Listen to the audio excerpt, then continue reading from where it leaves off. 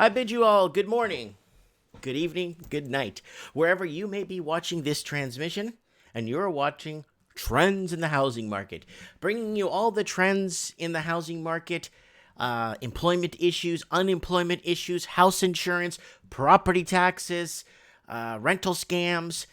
It's Trends in the Housing Market, covering the entire commonwealth of the English-speaking world, where the strange phenomenon of foreign investing coming in and buying out the locals in Australia, New Zealand, up to the UK, down to Canada, and Western United States of America. It is I, Mike Martins, the longest trends discussion show in housing related.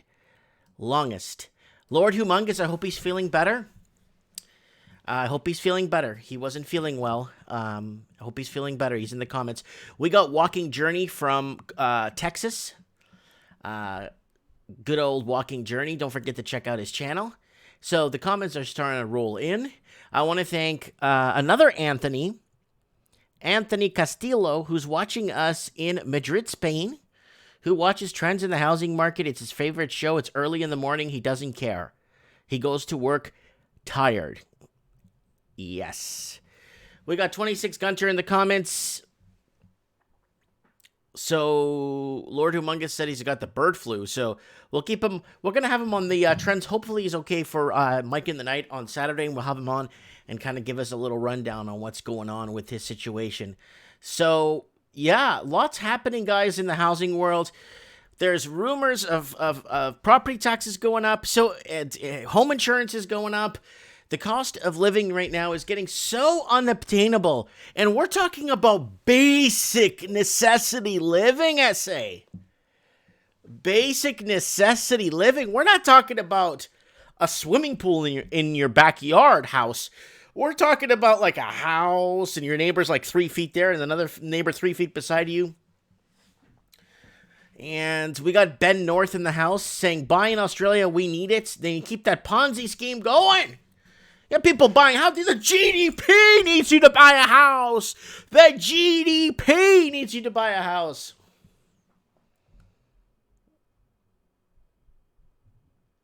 Oh, Walking Journey's asking about a video I made. I'll talk to him later about it.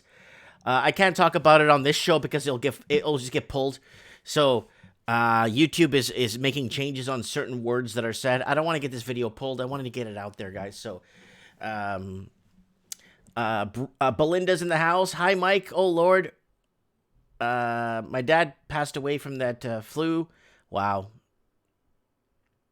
And we got Lord Humongous back in the comments. Okay, guys. So let me know what you guys think, about... oh, we got ABC here. Always be careful in the house. Collapse. All right. It's 7 o'clock. Almost 7 o'clock. It is Trends in the Housing Market. We'll have a couple of people rolling in because we usually start at 7. So we'll have a few more people rolling in and discussion will start commencing. I want to send a shout out to Blake, who's watching us in... I don't even know where that is. Oh, okay. I saw how we spelt it. Okay. Nunavut. In Nunavut. Blake. He is a forestry engineer. Okay, so he's watching us there in north of Nunavut. Sorry, north of Nunavut. Okay, I wasn't reading that correctly. Yes. Thanks for joining in. And Skype messages are already rolling in. And everything looks like it's peachy keen and ready to go. All right, guys, let's kick off some channel news on what's happening on the channel, guys, so you don't miss out. Guys, get over to the channel. We have tons of Mike in the Nights here that are doing really well. Unfortunately, a lot of them are getting, pulled. I'm not getting any monetization on any of these videos, so there's a lot of work put in there. So if you guys could go ahead and join the channel right here, I could put more edgy stuff up. And Trends in the Housing Market, again, this is last week's show, is all these shows are going up in viewership, I guess, because people are starting to realize that maybe what I've been saying all these years is starting to make sense now. It's an economic takeover. Guys, housing crisis here. New Zealand economic takeover. That's a huge video I made 8 hours ago. It almost has 500 views. We got considering co-ownership. Co-ownership is deadly, guys. Watch out with co-ownership. Watch out. Somebody walks away. Oh, this house isn't worth what we bought it for. I'm walking away. I got my 2 years out of it. I don't care if I get nothing. I'm moving to Montana. Right? And Australia, new dark age. Australia's entering a new dark age. Condo developers are foreclosing. $2,300 one-bedroom rental video. The American Economic Truth. That's with Lord Humongous, the economic state of America. And then we got other stuff here that relates to the CV virus. So I'm not bringing that up at all because I don't want my channel to be flagged or taken out. So lots of comments. Woo! I got comments every 3 seconds now.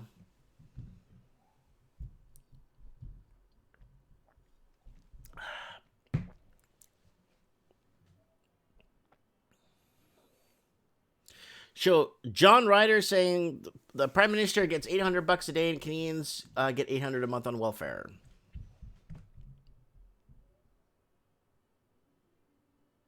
Owen's in the house. Oh my God, Owen! Oh man, Owen in the house. Out east. 10 o'clock there. Yeah, 10 o'clock, if my memory serves me right. All right, guys, so that's the channel news here. Everybody go and join. $1.99 Canadian a month is like $1.30 US a month. There's already a couple of people that got little medallions next to their name. Little medallions. You'll see their names got little medallions, little shields, and little stuff. John Ryder says, thanks so much for reading me. Thanks. Oh, everybody's part of this channel, man. And if it's your first time commenting on the channel, you gotta call in. Oh, I'm gonna do like a gentleman. Welcome to Trends in the Housing Markets. The first rule of trends in the housing market, you don't talk about trends in the housing market. The second rule of trends in the housing market, you don't talk about trends in the housing market. And if this is your first time watching trends in the housing market, you gotta call in. Oh yeah. So here it is. Raven mug, Lord Humongous mugs, Mike in the Night mugs, Trends in the Housing Market mugs, all kinds of cool stuff, guys. If you want to support the channel, guys, buy a mug. I haven't made a single sale for the month of February, so if somebody wants to go in and buy something this month, I'd really appreciate it. And I'm on Instagram. You could send me a tip on PayPal. Also, guys, I got here. If you guys want to add me on Facebook, I'm going to give you my Facebook right now. Go ahead and add me on Facebook.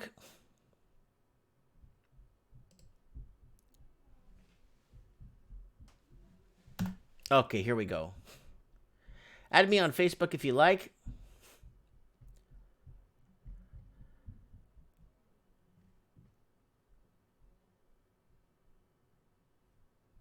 And we got... I'm drinking lots of orange juice. David Xavier in the house. John Ryder seems pretty upset in the comments. I hope he's okay. Anyway, so let's move on here. The trends in the housing market. Guys, there's just so much. Affordability levels are so out of whack that now they're making arrangements with food banks so people could eat. Banks, homeowners, we're not talking about renters, homeowners are getting vouchers at their local banks to make arrangements with food banks so they don't fall behind on their mortgages. Yeah. Oh, yeah. Buddy's saying he loves the swag here. I'll give you a link. Buy it here and it'll be delivered right to your door. Here you go, Eddie. That's Eduardo in the house. Go ahead and it's delivered right to your door and the quality is top notch. Here we go. So let's get into some of the trends in the housing market. What is happening? There's so much happening all over the Commonwealth. I got several stories. United States of America, it looks like they're working out affordable housing. So this is going to be good. So when there's a housing correction, you're going to have a bunch of affordable houses that go down in price, and people will have more of a selection when the price of stuff goes down.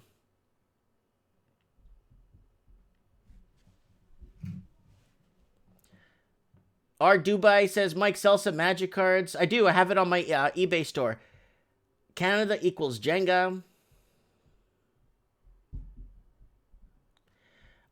Eduardo saying, I'm telling you, Mike, you are the best thing on YouTube. Much better than CBC. Well, thank you. Wow, I hope I'm better than CBC. CBC stands for Canadians Broadcasting Crap. And we got Steve the Plumber in the house. Thank God Steve the Plumber is here. Steve the Plumber can make sense to what the heck is going on. And, Lord Humongous is saying they had affordable houses in the U.S. for decades called projects. No, I understand that. I'm not talking about that. I'm not talking about tenement apartments, like that kind of. I'm not talking about that. Steve the Plumber's at work listening in the background. TJH in the house. Thanks for joining us, buddy. Lowell or Scratcher, the Nevada debate is on since Bloomberg is on stage. So I think Bernie Sanders is going to win the Nevada debate, in my opinion. I honestly think Bernie Sanders would win the Nevada debate. That's what I think is going to happen. So Ben North saying this is the best show and good info on YouTube. The show is only good because of you guys. I'm not trying to be, he's trying to... No. If you guys are not here, this show doesn't exist. And if you guys aren't coaching me in the comment section or telling me or bringing up certain things, or I'm stuck for a word and somebody throws it up on the screen, that you guys, it's everybody's game here. So if this is your first time commenting on trends in the housing market, you got to call in. All right, Canadian real estate enters a national seller's market as sales jump. So let's find a graph here and see what the heck is going on. Sales to new listing ratio. The sales to new listings ratio, SNLR, is one way to gauge relative demand of inventory. So let's check it out here. So the new sales to listings ratio in Canadian residential real estate market. So here it is, guys. Montreal's on fire, man. Montreal's on fire. Montreal started seeing this bidding wars in 2018. And Montreal, when we used to read these articles, was way down here. Now it's moved up to the top because there's infrastructure, there's schools, there's everything in Montreal. Like a lot of good stuff in Montreal. It is cold like 7-8 months of the year, but it is infrastructurally sound. Hospitals, everything. And a lot of foreign investing and bidding wars. And that never happened before. They never had bidding wars before. It was only in Vancouver for the longest time. Then it moved to Toronto when Vancouver put the foreign buyer's tax. And then it moved north to Montreal. And then it went to Ireland and all those other places. Halifax, look at that. Who would have thought Halifax would be second on the list? Ottawa, Gatineau, Quebec, London, Kitchener. Now look at all these places. These are all outside of super major cities. Ottawa is the capital of Ontario, or is it Toronto? Well, Ottawa is a major city in Ontario, but it was kind of like I moved to Ottawa for work. Now people are moving there to live now. Kitchener, Windsor. Windsor is on the bottom, is on the border of downtown Detroit, SA. Hamilton, Niagara Falls, Victoria. Look at Victoria back in the booming years. Look at that, January 2018. Look at that. It was one of the top in Canada. Yeah, one of the top in Canada. Look at that, Victoria, Canada. Then Canada as a whole. Then we got Quebec. Then finally Toronto rings in, 58.8. And then Murder Peg, Fraser Valley, Calgary, Vancouver. And, these ones are all slowly moving themselves down the list. Eastern Canada seeing the fastest rise in sales listings to sales ratio. So here it is, guys. So here's the ratio change. Look at Halifax. Holy crap. You get the average Canadian won't find Halifax on a map. Like that, like people like the newer generation people. You told them, where's Halifax? They're like, I think it's by Saudi Arabia. You know what I'm saying? There's Montreal just below. Toronto, Ottawa, Hamilton, Calgary. Who's in negative? Windsor, Essex, London, Ontario. Murder Peg, Winnipeg is almost in negative territory. So is Victoria, Niagara Falls. Saskatoon and Kitchener is entering negative territory. Yeah. Negative territory here in those areas. That's what it's saying in the article. Let's move on to the next one here. Canadian real estate prices are climbing at the fast pace in almost 2 years. So let's take a look. What are they talking about here?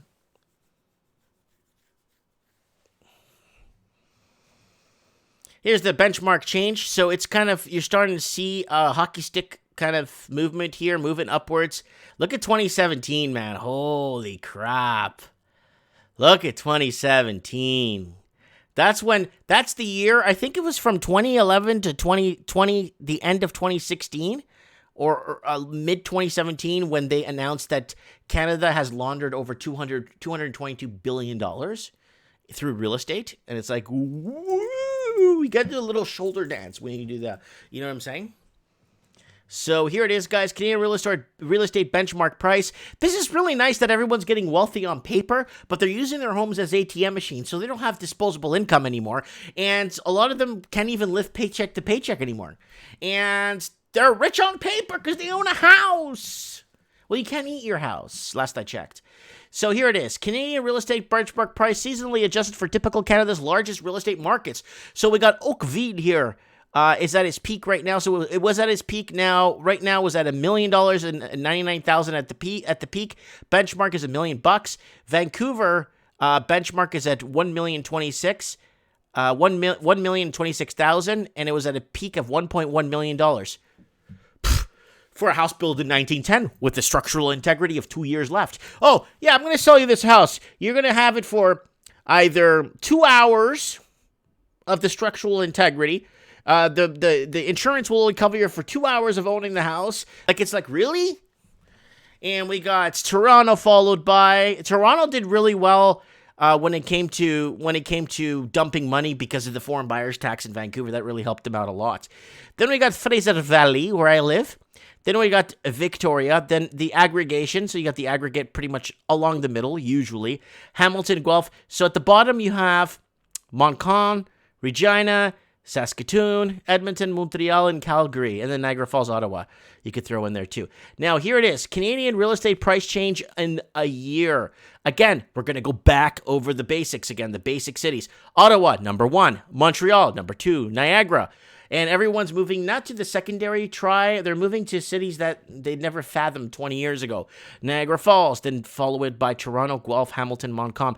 Then now we go to the negative or no growth would be Barrie, Ontario, Saskatoon, Fraser Valley, Calgary, Edmonton, Vancouver, and Regina's the worst right now at negative 6.95. I met a couple from Regina, Saskatchewan that were passing through the country to go to the coast to visit family, and they said, I know this guy named Mike Martins, and I know where to find him in marriage. And the girlfriend's like, you know somebody in this town? She's like, yeah, his name is Mike Martins. I gotta go see him.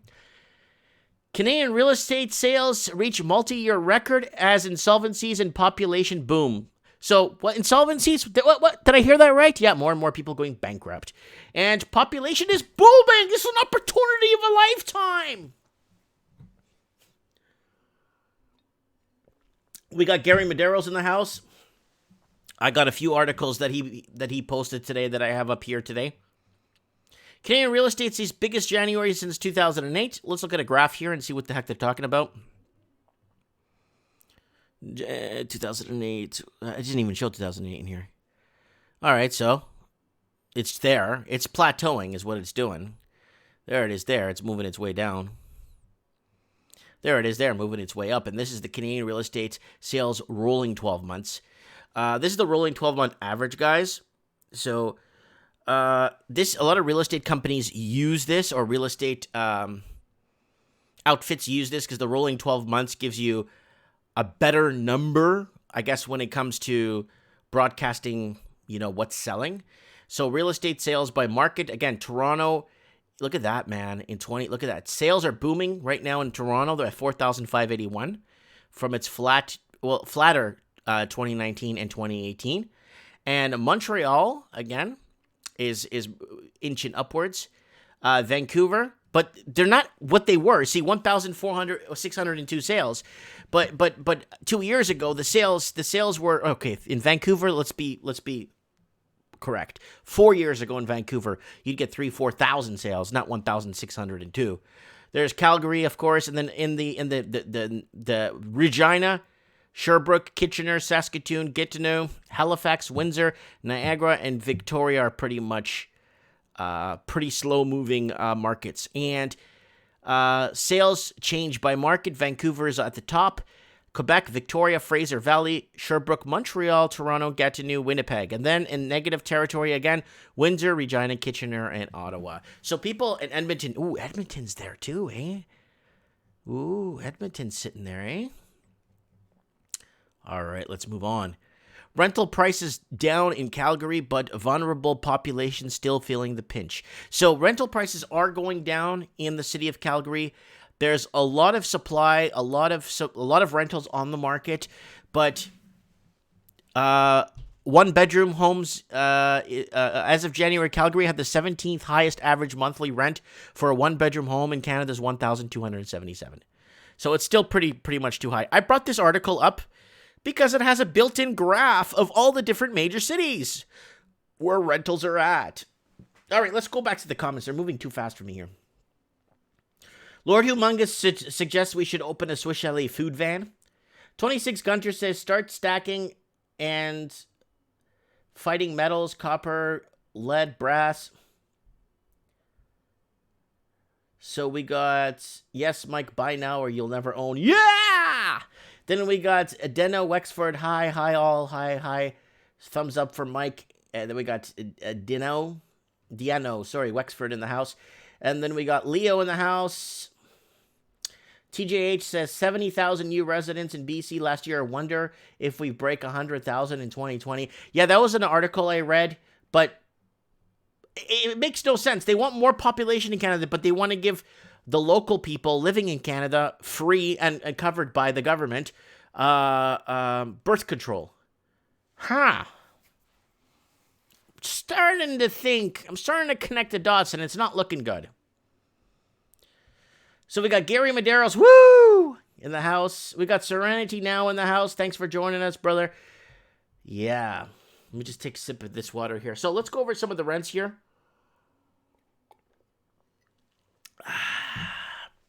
All right, let's do this, people. Annual change in median rent for rental apartments in select municipalities in Canada in January 2020. So the median rent. Montreal is sitting at $1,400. London, $1,300. Murder Peg, $1,300. Toronto, $2,200. Are you out of your tree? $2,200? I'd rather be in debt to the mob than have to pay $2,200 for rent. $2,200. So that's times 12 equals $26,400 for a basic rental unit, right? And then you divide that by 52. That's $507 a week for rent. Then you multiply that by 1.6 because you got to buy food and stuff. The 1 represents the rent, and the 0.6 represent insurance, bus fare, food, amenities, and stuff. You got to make $812 take home a week.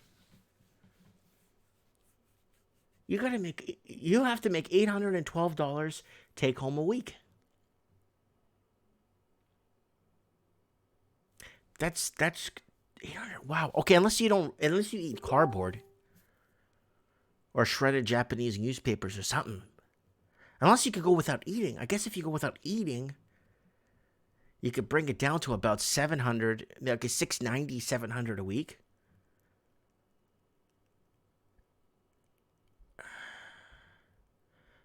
That's 812 net, not gross. Well, the average Canadian, even median wage earners don't even get that. I don't think. Yeah, 1,600 every 2 weeks take home. The standard, okay, the rule of law is you need to cover your rent the first week of the month. The first week of the month should be the week you work that covers your entire rent. Then you have 3 weeks to live. That's basically to live off. But this is like 3 weeks of your, yeah, it's almost 3 weeks of work to pay your rent. That's in Toronto. I guess people in Toronto are making like $3-4 grand a week, and I don't know it. Like, I'm still in bedrock here. Like, I just came out of bedrock with the Flintstones, and I'm looking at this, you know what I'm saying? Okay, let's go to the comments here. Need to sell stuff on the side. Then we got Spencer says, and pay taxes before that. Hook and cheese for burgers. Then we got Belinda saying, my bank account is 0, but my bills are paid. I'm living on the edge. You're either a rich landlord or a peasant renter. And yeah, Reno Kings. Yeah, he's always right. Reno Kings. TJH says minimum wage jumps nearly $14 in BC today. BC released a general minimum wage. Yeah, okay. So minimum wage. Though, how much do you take of that after home? What do you take home after? CPP, IUI, all the bonus taxes you pay. You gotta pay bonus tax. You pay the bonus tax. You bring it home $9 an hour after bonus tax. $15 minimum wage in Ontario. Okay. We're talking average wage. So average wage is always double minimum wage. So if the average wage earners, people that, that have some college, university, are usually earning about $30 an hour. That's average wage. Minimum wage is 15, average wage is 30, and then professional wage is like $60 an hour, right? 70, $100 an hour depending, right? But even at a high wage, I don't think you could $812 per week to live. But that's with food, right? $812 a week. Unless you have 2 people working 2 jobs each in the one place. Or you get 11 people living in a 2-bedroom apartment, and then everybody cuts it down to what prices should be. All right, let's keep moving. North York, $2,000. Etobicoke, $2,000. Ottawa, $1,795. Scarborough, $1,793. Quebec City, $927. See, you could get by on $927 a month. $1,425. Kitchener. Vancouver, $1,925. Grand Prairie, $1,100. Regina, see, Regina's cheap, $975. Red Deer, $950. Saskatoon, $925. So the rent in Saskatoon has gone down 16%. Red Deer, 14%. Regina, 14%. Edmonton, 10%. And Calgary, 6%. So rents are coming down. Fort McMurray's down, is at 1% up, but it's sitting at $1,300. But Vancouver, $1,925. Wow. So, but rent in Montreal has gone up 38% in a year. London, Ontario, 36%. Winnipeg, 23%. Up until, where's affordable, Kitchener's went up 11%. 6% in Vancouver went up. But Vancouver's been going up forever. All those places are empty. Most of those condos are all empty condos. Council approves 2020 budget property tax hike. This was posted by Gary Medeiros, and he actually posted this talking about the property tax hike. So this is nice. So people that own are being punished. Woo! And if you're saying, oh, I don't own, Mike, I'm okay, I rent. Well, you don't think your rent's going to go up when property tax goes up too? Who do you think's going to flip the bill? Your landlord? Yeah, right.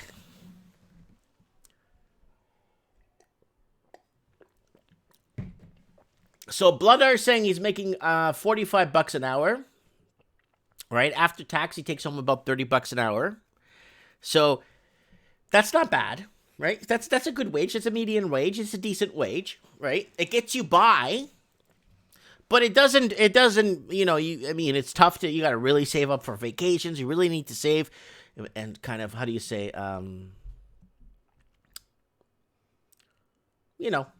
prepare. So we got Ed Hutch saying union trade is about $40 an hour, but hey, include the vacation pay in a check for a long time now, so no vacation allowed. So Blunder saying my house is paid off, no debt. Yeah, that's back in the early 80s, if you still had a mortgage after owning your house 6-7 years, people look at you weird. Now we're in a massage territory where you need to have a mortgage for 55 years. Even though the house's structural integrity is only going to last you, 7 years left before the thing falls apart. Why do you think insurance companies aren't insuring these 100-year-old houses anymore? It's because the integrity is not going to last the life of the mortgage. SA. So we need to Let me get a hold of my friend here. We need to call. We need to call Getty Medeiros. Gary, I hope you're in an area you could talk.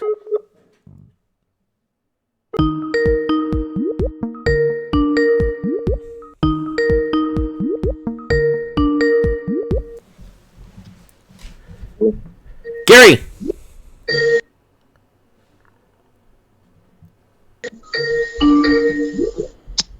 Hello. Gary, you there? Yeah, I'm here. Okay, lower your volume there. I could hear you perfectly. I could hear Yeah, you. I could hear the computer in the background. Sounds cute yeah, though. man. Yeah. What's going on, man? Nada. I saw the post you posted today. Council approves 2020 budget property tax hike. How does that make you feel? I don't know, man. I mean, it sucks for the people who already own, right? I guess for that point, because people are already on the brink as it is, so that doesn't help. So why are they punishing homeowners now? Before they did everything to get people into the markets. Now they're raising taxes on them. Yeah, man. I mean, I don't know, man. I mean, I don't know. I think the city needs money, and they got to do stuff they got to do in order to get that money, right? I mean, Toronto's been on a standstill for property tax for the longest time. This is like the first time they're going to raise them in like forever. So, No, they were on a standstill because property prices kept going up. Right? well, Now that yeah, and property that's pretty prices are much. plateauing and going down, they're going to start formulating it to stay at where it's at. Even if the house goes down to $200,000 from $1 million, you'll still pay the same property tax because they want to formulate it so you pay more. Yeah, I guess so. I mean, wait until the home assessments start kicking in too. That's going to be another doozy. Everybody's home assessments are coming up higher than what they could sell their homes for. That's a problem, buddy. Yeah, I agree. So we're looking at a big ripoff here. So now, condo, are you hearing any condo insurance? Because here in British Columbia and even in Alberta, condos and strata councils can't find insurance for these buildings. What the heck's going on? Are you guys finding this there, or is it just here? Well, I don't really follow the condo market as far as that goes. I'm more into the housing portion, like the low rise and stuff like that. I mean, Mm-hmm. detaches. I mean, it could be happening here. I'm not aware of it, but I wouldn't be surprised if it is. Because what's happening, Gary, is let's say you buy a house in Oakville. It was built in the 40s, right? Hmm. They're giving somebody a 50-year or 40-year or even 30-year mortgage on a house that has 10 years left on its structure. So these insurance companies are saying, I'm not going to insure that for 30 years because the building will be on the ground in 10. Yeah, That's a problem. definitely, And that's why insurance companies are backing out. absolutely. So now, I know you've been waiting on the sidelines very patiently. Now, how do you feel now that they're raising property taxes? Is that going to kind of make you shy away from buying into the market, or you're still going to jump in? Well, I'm not buying in Toronto, so Toronto's really not my concern, to be honest. I mean, I'm buying outside Toronto. That's a given. Okay, so Um, what are you looking at? Mississauga, Oakville, Brampton? like Vaughan, Vaughn Vaughan, is I guess. like by Vaughan, Burlington? like Woodbridge, Ah, Maple. That's okay. thing. Woodbridge, Richmond Hill, Thornhill Mm, area. kind of, yeah. Okay, Vaughn. Okay, what are the houses going for in that area? Well, they seem to be selling over asking lately, so that's interesting. I think a Oh, lot of money laundering is going on as far as these houses selling again for like 150, 200,000 over asking. So I think it's people stuffing their money in real estate. That's the only I can think of right now because it doesn't make sense that they're back up at these bid war prices type of thing. Owen's saying it's about 800 large. Yeah, more than that, I'd say. Wow. I mean, I Okay. just saw a townhouse that was 799. I went to go see with my wife, and it ended up selling for 910. So I mean, that's a pretty serious thing. Yeah, Owen's saying, Gary, all those houses are overpriced. Agreed, 100% overpriced. Wow. That's a lot of cake. Gary, you don't want me to show people what you could buy in Atlanta, Georgia for 130 grand, right? You can show them if you want. I I'm mean, I joking. think. I'm being Oh, sarcastic. I'm oh, being I know, but I sarcastic. think we know what we can buy down. I don't get how the states are just so different from us as far as what their values are. I mean, it's unbelievable what you get down there compared to up here. Well, here it is, Gary, and I'm going to tell you because I'm your friend, Gary, and I'm going to tell you it's because that's what a house is worth, buddy. Agreed, but I don't understand why. I don't know where how these houses are getting so out of control. I mean, these houses cannot drive the economy, man. It's not the only thing that keep this Canadian economy going. It does, It it's going to actually collapse. It's actually driving a big portion of our economy is housing. America, I it's less understand, it's less than 11% of their economy is but housing. it can't be driving the economy this much, man. This is like it's already a disaster waiting to happen. I mean, there's too much stuff happening at once. Not with this virus that's probably going to affect the economy somewhat, and now with the trains shutting down from one end of Canada to the other, no goods can be transferred over to one end to the other. So these small businesses are suffering already, and it's things are happening right now that aren't good, and it just there's so many things happening at once in this economy that I don't know, man. Everyone seems to think that this economy is indestructible, and I guess we'll find out soon enough with all these things happening at once. But something's got to give. Yeah, 2020 has been a very interesting year. We are, what, Yep. 7, 8 weeks in the year? Not even 8 weeks. We're 7 weeks or 6 weeks in the year, and we've had 50 things happen, like the catastrophes all over the world. I don't know if you saw my Mike in the Night the other night about that. And this housing market is so resilient. You know what I'm saying? It's so strong. But It's not yes, even Gary, it actually a portion the of a economy. good It's portion of our just GDP is based on construction and housing. That's why we have $200 billion in 4 years laundered through Canadian real estate, right? $200 billion is nothing to laugh at, right? That's a lot of money being thrown into a smaller economy. Big country, small economy, smaller economy, right? California at times has a bigger GDP than we do, right? So, um, population wise and all that, like when it comes to production and stuff. But okay, like California and let's say Oregon and Washington State would probably be equal to all of Canada. But unfortunately, Gary, we're not producing anymore. We have no we have factories, but they're not like there was back in the 80s and 90s. You know what I'm our saying? manufacturing is finished. Our It's done. It's manufacturing. over. We sold our manufacturing because we want to become Yep. green, Gary. Yeah. Green. We're that portion of it's all done. But the thing, what I'm trying to say is the Canadian economy cannot rely on the housing market, man. I mean, that's too much. It's a big burden for the housing market to carry. I mean, eventually it's going to collapse on itself. I mean, that's something that's bound to happen. The question is when. Mm-hmm. Mm-hmm. Now, you can pump money into this market all you want, but eventually it's gonna get to a point where not even one Canadian can buy into the housing market, and it's gonna be all foreigners doing it, right? Mm-hmm. And then that's what happened in New Zealand. I did a whole New Zealand story today about how they basically the what do you call it? The UN. It was the UN today, yesterday. UN committee is calling the New Zealand housing market an apps. I have it right here. The article. It's an absolute disaster, and it's against human rights. It's like a human rights violation. Where is it that people working can't even live? It's like Did you hear really about? Did you hear about? No, what was I gonna say? Actually, never mind. stress Never mind. test. You were talking about the stress test, right? Yeah, the stress test too. That's another thing, but I don't think it's gonna. I know they were lowered it a bit. I mean, now that it's based on the bank's rate rather than the benchmark rate of the Bank of Canada. But at first, I thought it was gonna make a difference, like as far as like a negative way, but I don't think it's gonna do much. Okay, here's the article. Mortgage stress test changes coming in to make buying a home easier. And it says the federal government and federal banking regulator are planning to tweak the mortgage stress test in time for busy spring home buying season. A move that could make it easier for would-be owners to get a loan and add fuel to Canadian housing market. Again, Gary, they're so desperate to add more and more liquidity and movement in the housing market. Why? Why aren't they adding more They're trying to liquidity and get people to movement buy and into the cash market and new already. money into new businesses? Well, they're trying to get money, people to buy into the market for houses they can't even afford now. So I'm not even with the stress test lowered, which is not a lot. So at the end of the day, I don't think it's going to make a huge difference. I think it's only going to be like a marginal kind of difference in my opinion.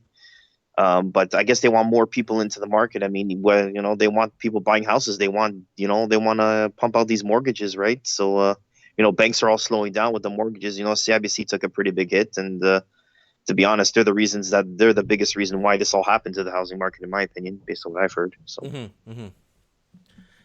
Well, you that's know, what's you happening. let people in, putting in what 35% down with no income verification at one point, like foreigners coming in, like Mm-hmm. they added fuel to the fire when it came to the housing market, and they were pretty much the bank that did it all. So, Because Gary, we're house binging, right? When you're house yeah, binging, and this is what happened during the Great Depression, the Great Depression of the 20s. Okay, of the 30s. Sorry, this is the Great Depression because a lot of people were binging on housing and stocks, and deleveraging on mortgages to invest in the stock market. We're not doing that anymore. We're not investing in the stock market like we did back in the 20s and 30s. No, Unfortunately, we're investing in buying food now because people are house broke. yeah. I don't know, man. I just all I know is I was raised. When you buy a house, you're married or you have kids and all that. It was meant to raise a family. Now it's just people looking if as a quick flip to make money, right? I mean, eventually that's gonna hit people in the face when the time comes, I guess. Yeah, I'm not. But we're gonna see what happens. We're gonna see what happens. I mean, we got nothing. We got nothing on the horizon right now that could potentially change or move anything. But the CV virus that's crawling around, that's disturbing international and economic markets across the globe. So we'll see what happens with that, and see if the housing market will be resilient to it, or if the housing market is going to start to see strains. We're also But don't having, forget, today they announced some layoffs like CN yeah, a and thousand Via layoffs. Rail. That's here in my thing, and I got a couple other layoffs in the states, big ones too, Yeah. that are going down in CN Rail, and then I there was think it's Via another one. Rail There too. was Pier One It was yeah. Imports. Yeah, they're shutting down. I think they filed for bankruptcy or something like that. Okay, here's the article, guys. Via Rail issues temporary layoffs nearly 1,000 workers as blockade continues. The thing about this blockade thing, I think a lot of the people that are actually protesting this, I don't think they even know what they're protesting. That's the thing. All I know is they're blocking things off from getting from one part of Canada to the other. So, Mm-hmm. that's a pretty big deal because the goods are not being transferred from one end to another where they need to go. Like it's that's another thing that's going to hit the economy hard if not already. And I think it's already hitting the economy just that alone. So because things are getting across, right? So these businesses are not getting their products, and Yeah. Yeah. yeah, Well, we'll see what happens because, like, in the States, they're not so housing binged. They did that in 2007 and 2008, and that got them into a big, big mess. And yeah. now they're house binging. They've been house binging in Canada, Australia, New Zealand, and the UK, but they've been house binging since pretty much 2010. It's been going for 10 years now, Gary. No, I believe it.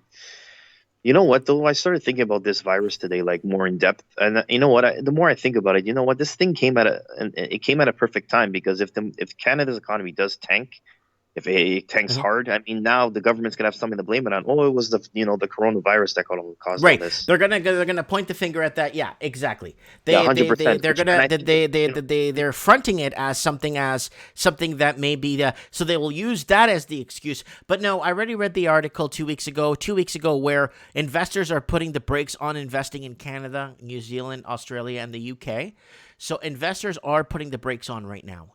So they're not coming as much. So we'll see what happens. We do have, but Canada is one of the very few countries that's still allowing in flights from China.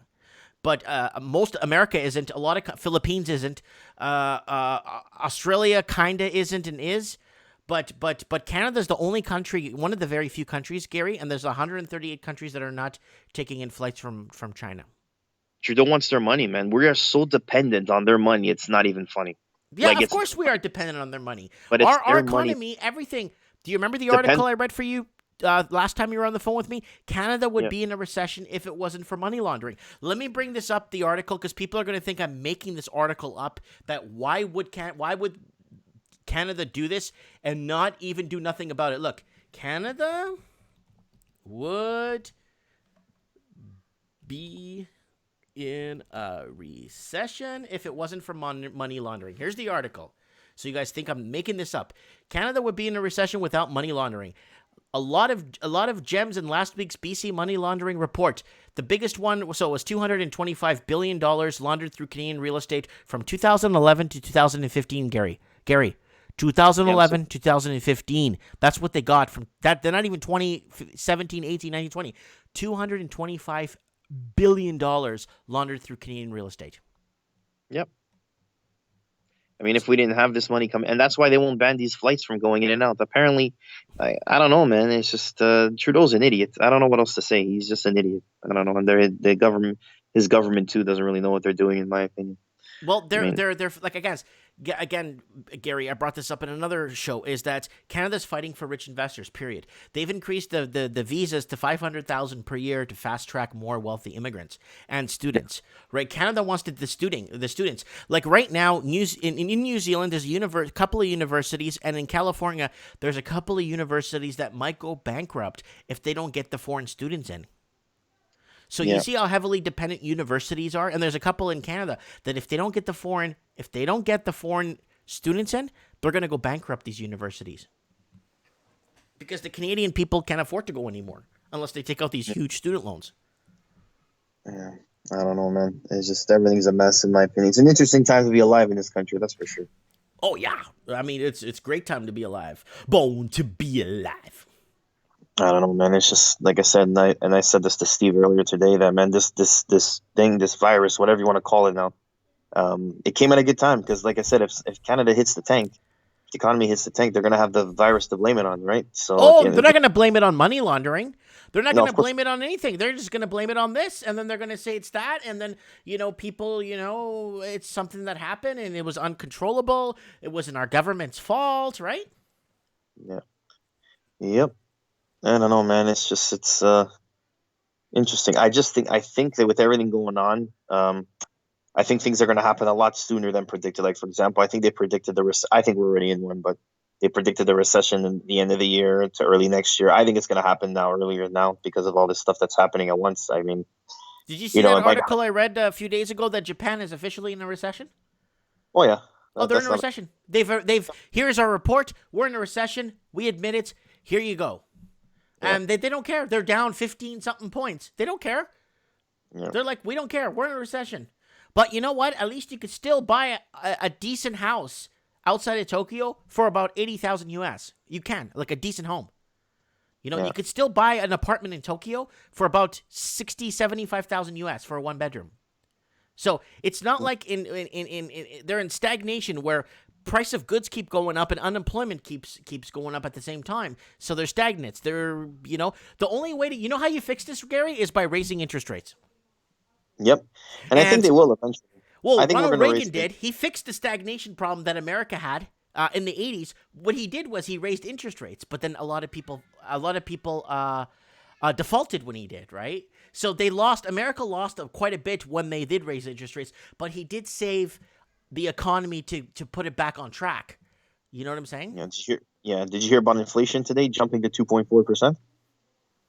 Oh, Gary, it's like 7%, dude. You know that. You know what I mean. I mean, just Yeah. the fact that apparently the curve they're supposed to keep it at 2% or lower, and it's now at 2.4. So in theory, he should be raising rates.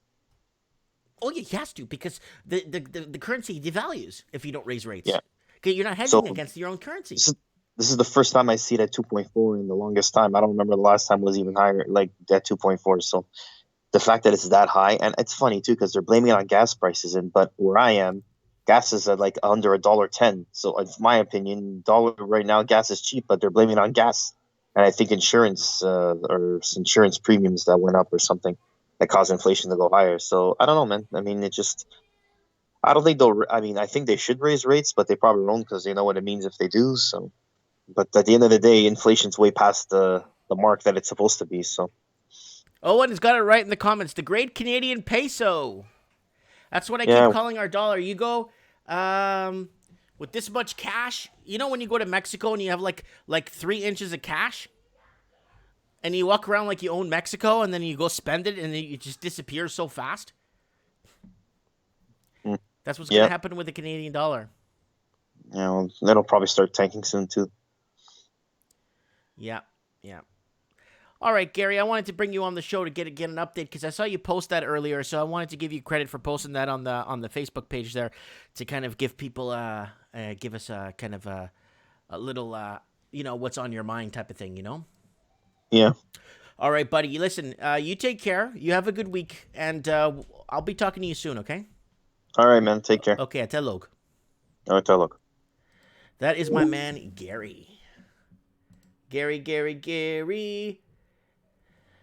Keeping his eye on what's going on. Okay, guys, we got the rental of the week. It's time for rental of the week. Rental of the week somewhere in Scarborough. Look at this thing. This is so nice. See this? That's a secret passageway. So if the police are coming in from here, you could escape from here. Right there. So if you see the police coming in, you could run out of there. That's a secret passageway. Just looking at this Toronto apartment made me sad. I can't even imagine how living in it would make you lose the will to live. Woo! Well, it's got a shelf. The kid on the TV screen captures my face looking and listening, listing almost perfectly, dejected and resigned to the fact that this is the reality of Toronto rental market. Look at this. Oh, it's coming furnished. It's listed as furnished. So, where's the bedroom? What is this? Okay, so this door. There's your secret passageway right here. Okay. It's got a nice chair there, too. Okay. The Baron room is $1,100 a month and comes furnished. But in parts of the world, I think in Japan, this would be considered as furnished. I'm not sure in some cultures how it works, but in Japan, a lot of people don't have a lot of stuff. Like people live minimalists. There's nothing wrong with it. There's nothing wrong. But in the West, that's not furnished. The Baron $1,100 a month comes furnished with some spare cardboard boxes. Oh, it comes with spare cardboard boxes? I hope it's double corded boxes, like strong cardboard boxes, you know? A wardrobe made of fabric. The paper IKEA lamp that everyone bought for their first apartment because it was the cheapest option. Wow. Oh, and it comes with a fan, too. You gotta kind of assemble it. Oh, there's a little closet. I think I had one of these when I lived in Florida. There is no bed, no table. I guess the desk kind of counts as a couch. Also, no more than one sad chair. Don't be greedy now. It's furnished. It's a furnished apartment. So when a listing says furnished, they mean you can have their Goodwill rejects and a box that may or may not contain a fan. Oh, shoot. There's no proof there's a fan in there. There's no proof there's a fan in there, I say. But why is there cupboards up here? Cupboards, like, in the middle of this thing. Maybe the cupboards, like, I'm just trying to think why that would be up. Is that, like, no, there's no sink there for, okay, is there a sink in here? Okay. All right, am I seeing a sink? So there's no sink in this. Hold on. Here we go. So furnished may not contain a fan. Okay. Equally depressing is the kitchen. Not actually a kitchen. The dilapidated cupboards, a hot plate, and a sink. Oh, there's the hot plate. And the sink barely meet the requirements to make a stir fry. It does have a sink, though, but it doesn't, I guess if they really wanted to, there is a plug there. They could actually upgrade the plug and just put an electric stove in there and then put a range or a thing up here to catch the smoke. Right here, it's by the window. You could exhaust it right there. Equally depressing is the kitchen. Not actually a kitchen. The dilapidated, I read that. And then, there's the fridge. Hold on. Why isn't the fridge, what? That's not that wall. Okay, as for the fridge, it's nowhere near the kitchen, but rather all the way in the boiler room next to the washing machine. Convenient. Yeah, that's not bad. It gets exercise. The listing also specifies it's looking for female students or working professionals. I'm pretty sure you can't discriminate based on gender. Okay. Oh. You see that? Right there? Secret passageway. So, you're monitoring your cameras and you're noticing the police come into the door. You could crawl into this space and it takes you to a cave in the ground. We'll call it the Bat Cave. There's also some hard rules that come with the studio. The listing writes, absolutely no smoking. Okay, I don't think anyone smokes anymore because it's 2020. No partying. No one's got money to party. No pets. Oh, that means single women. And in all caps, so you know that they're not allowed even a little happiness while you live here. So there it is, guys. Ooh. So this is nice, guys. So, this is nice. This is from blog.to. Don't forget to check them out. They got a weekly listing. And sometimes this gets sent to me, so I read it. That secret passage is very clever. That passageway is the key to One-Eyed Willie's treasure. So we got Low Roller Scratcher saying, wow, no AC. No, there's a box here that might have a fan in it. Look, right there. There's a box that might have a fan. Lord Humongous is saying my bathroom is bigger than that. It probably is, Lord Humongous. I wouldn't doubt you on that. Whoa, the Dex Pressona just sent me $2. Check out Michael Ray Bauer Bachelor Box Hot Plate vid. Okay, we will. Michael Ray Bauer Bachelor Hot Box Hot Plate. Put a link in the comments there so we can see it. I can't it's very hard for me to open other YouTube links. When I do, it actually just kind of cuts my video out. We got Metal World saying woohoo. It's not to smoke inside. It's not smart to smoke inside. I mean, who the hell smokes? It's so 50s. James Dean, 60s, But smoking, like in Paris, women were smoking in the 30s and 40s.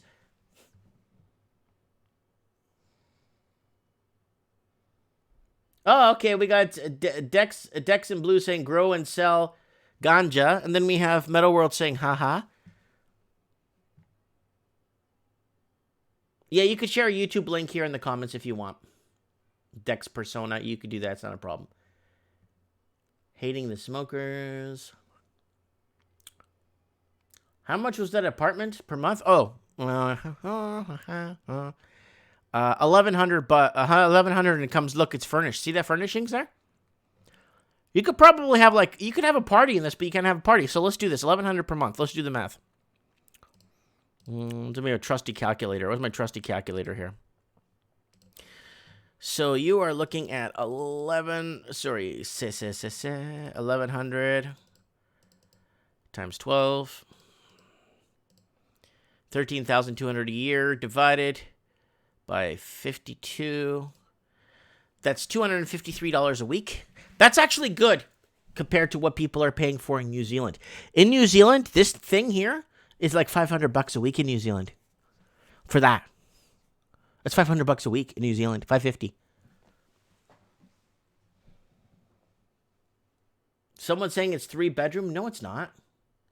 This thing is a 3-bedroom? I don't think so.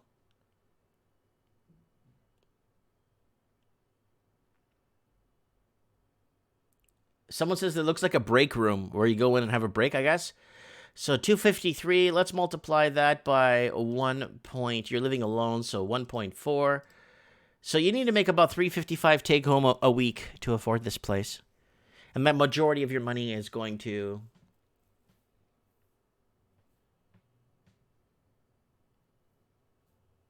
Dexpresso is saying this place is a motel converted to $1,000 per month rental box with no kitchen. Someone's asking, hi Mike, can you please do an analysis of places in Edmonton, Alberta? I did it earlier in the show where I went over here and I did cover Edmonton, and then I did cover Calgary, and Calgary rentals are going down. And I did cover, there was one here that I covered that was really important actually, that we did cover in yeah, here it is. So right now, so let's look at, so Buddy wants me to look at, so let's look at Calgary. So let's see if Edmonton, where's Edmonton? And Edmonton's just below. So you're looking at about $1,100. So let's do this. $1,100 per month. So it's going to come out to the same thing. $1,100. So 1,100 times 12. So it's 13,200 to live either in Edmonton or Calgary. And then we're going to divide that. So we're going to, so we're going to divide that by 52. That gives you $253 a week. Then we're going to multiply that. Edmonton, the food's a bit more pricier. Well, it's not more pricier, but car insurance, you need a car in Edmonton. You need more things. So we're going to multiply that by 1.66. and that's going to give us $421 a week you need to take home per week. That's a majority. Again, that's a full percentage. That's basically almost 50% of that going towards rent. So you're going to be left with about $144 a week of disposable income. Okay, yeah, so you're looking at about $144 a week of this. So that's $144 a week. So that will give you $7,488 a year for gas, car insurance, car payments. So that's why I'm doing 1.66. If we do, people are asking, how do you get 1.66, Mike? It's very simple. 1 represents the rent, and he has to be there. It's 1. Then let's say half of what you pay towards rent goes towards food. That would be 1.5. But if you have a lot of credit cards and other stuff you're paying, 1.6, 1.7 multiplied by. And that kind of gives you it's a rough ratio that we used to use in finance. Nobody really uses it unless you kind of could feel the applicant out and kind of know what their spending habits are, right? So vegetables are a bit more Serenity now. So 7,488 is nowhere near what you need. So let's go back. So then if that's the case, then we got to go about, so let's do this again just to do it right. So $1,100 on average times 12 months divided by 52 weeks, 253. So let's go a bit higher times 1.89. There you go. $479 a week net to live. So that's what you need per thing. And this is how much you need to make per year. 479 times 52. So 24,948 to live. So that's your rent, your food, and your car insurance and small expenses. So that works out to just $12,000, $13,000 a year for rent. And then you got your car insurance and stuff. I think food would still be a bit more. I'm actually lowballing it. I'm actually lowballing it where you don't have any debt, right? So I'm lowballing it. I'm lowballing it that you don't have debt, like you don't have credit cards and student loans. Because if that's the case, I did something for somebody. They were paying $1,650 for rent. All right. All right. Then divided by 52 weeks, they were paying $380 a week for rent. Okay. Then you multiply that. They were at 2.66. Because their car payment was $800 a month. So they need to make $1,012 per week. Because they have a $800 car payment. $1,012 per week, I say. So divide that by 5 working days. You need to make $202 take home per day. Unless you were a manager at Canadian Tire or something, you could do that, right? So, I mean, that's that right there, right? And that's a day. So divide that by an 8-hour workday. It goes to $25 an hour. So you need to make about $35 an hour. $10 goes to the government. So you need to make $25. I could break it down right to the cent if you want me to. Right to the cent. All right, let's move on here to some American news here. Seattle, like now the West Coast, guys, is actually doing something finally. They're actually doing something. Someone's saying now in Vancouver. I actually did Vancouver earlier in the show. If you go back earlier into the show, Serenity Now, I did Vancouver, and it's crazy. It's like $2,000 a month. Here, I'll do it real quick here. Let's do this for Serenity here. Let's go back here and go back to Vancouver. So if you're just tuning in, so where the hell was that? That was back here, right here. So Vancouver rent, median rent, Vancouver was too large. So it's $2,000 a month. So, man, I was almost shut down my computer. So let's get my calculator out. Okay, so we got $2,000 a month for rent. Multiply that by 12 months. Divide that by 52 weeks. That's $461 a week you need to make net. That's just to cover your rent. And then you multiply that. So let's say you're in Vancouver, you have transit, but you still have to buy a transit card. You don't have car insurance. You do have to buy food, and it's friggin' expensive. So This is for a basic rental too. This is not like living in the Taj Mahal or in Wayne Manor or any of that stuff. This is just like a basic 2-bedroom or a 1-bedroom. This is a 1-bedroom here.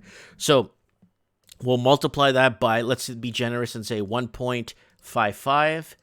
So you need to make $715 net per week, right? And then divide that into 5. That gives you $143 per day you need to make. And then divide that by 8, and you need to make $17.88 an hour take home. So that's about $25. So people that are working minimum wage can't afford a 1-bedroom. So this goes back to the articles I read for you guys. You can't. You need to make about $20 an hour, $25 an hour minimum wage to afford a 1-bedroom apartment. And that's why these cities are completely bought out. Even average wage earners are having a tough time. And that's a 1-bedroom.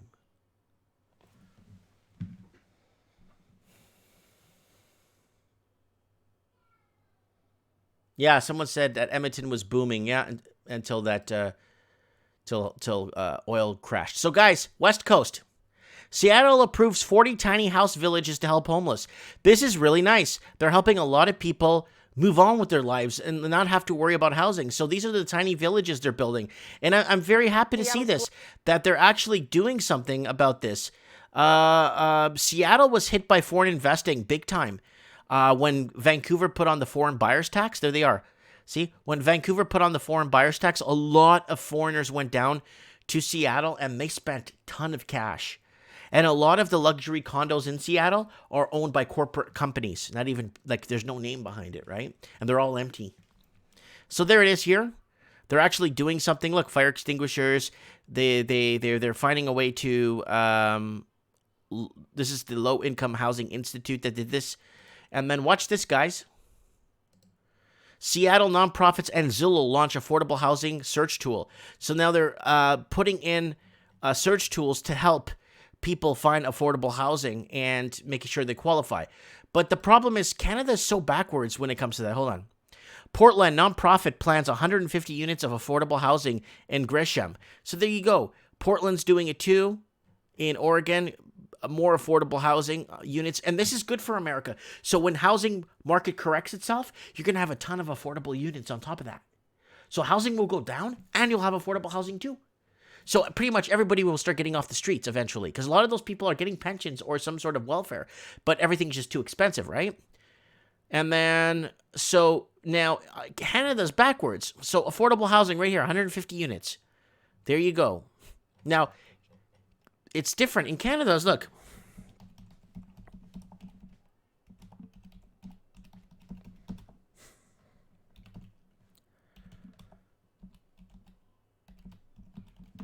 Now look at Vancouver. Look at this. Now the city of Vancouver defines $3,702 rent as affordable housing. This is for this. This is what the city defines affordable rent. 3,000, and for okay, that's for a 1-bedroom is $1,900, which we calculated $1,900, right? And a studio apartment where your bathroom is beside your stove is $1,600 a month. So you need to make big money. Like, I mean, I'm not joking. You need to make real bank to just have a 1-bedroom, and the city's turning into an empty shell, right?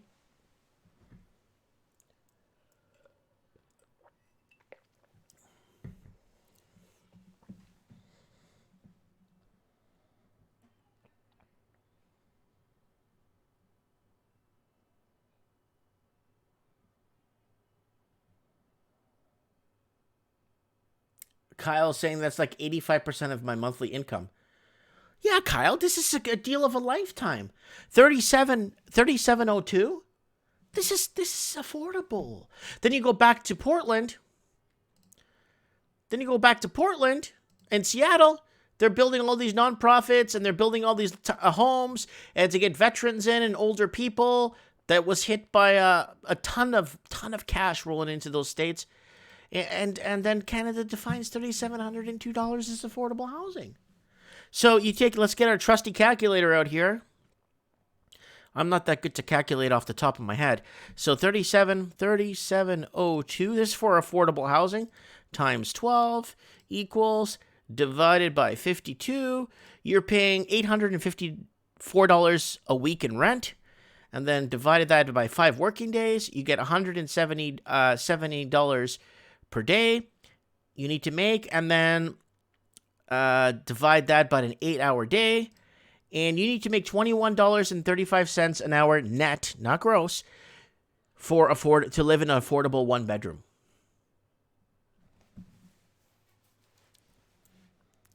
Yeah, so there it is. So that's about $30 an hour you need to make for affordable rent. That is nice. We're at Lord Humongous, Vancouver. 3702 rent is affordable housing. And then you go back to Portland. They're building 150 units of affordable housing. And here, I think it's if you make in between $200 to $800 a month, like, you qualify. But in Vancouver, it's $4,000 a month. $4,000 for affordable housing. Oh, imagine going to work as a top chief technician, surgeon. Hey guys, I'm here at work. I'm going to go work on people's faces all day. Plastic surgery is a big job. But I finally got into affordable housing today. Thank God I got affordable housing. I didn't know what I was going to do if I didn't get... My wife was going to leave me if we didn't get into this affordable housing. Thank God I'm a chief technician and a plastic surgeon, because I would be homeless.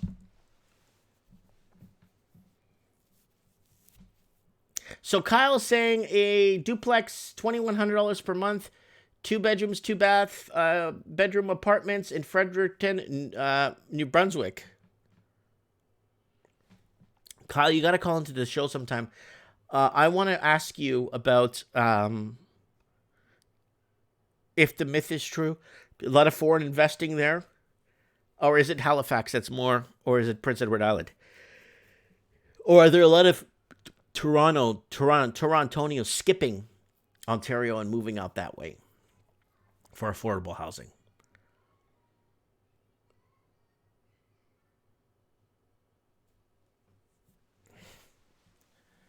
So Lord Humongous is here. Okay, so he's saying yes, lots of foreign investing in all Prince Edward Island, Nova Scotia, and New Brunswick. Kyle, please add me on Skype. Mike Martins, MikeMartins, 1980, MikeMartins 1980 at gmail.com. And you could call us, Kyle, and tell us what's going on in Eastern Canada and your neck of the woods. I would like to know what's happening in Eastern Canada. So here it is. Portland nonprofit plans 150 units for affordable housing. If you make anywhere from $200 to $800 a month, you qualify. But in Canada, affordable housing, $3,700. You get into affordable housing. Yeah, so if you're Prime Minister of Canada, you can get into affordable housing in Canada.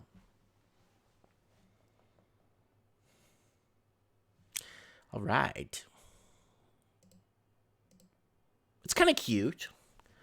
All right, let's move on. So let's see what California to ease California housing crisis in four easy steps. Oh, let's see what California has to do. What could do 4 easy steps.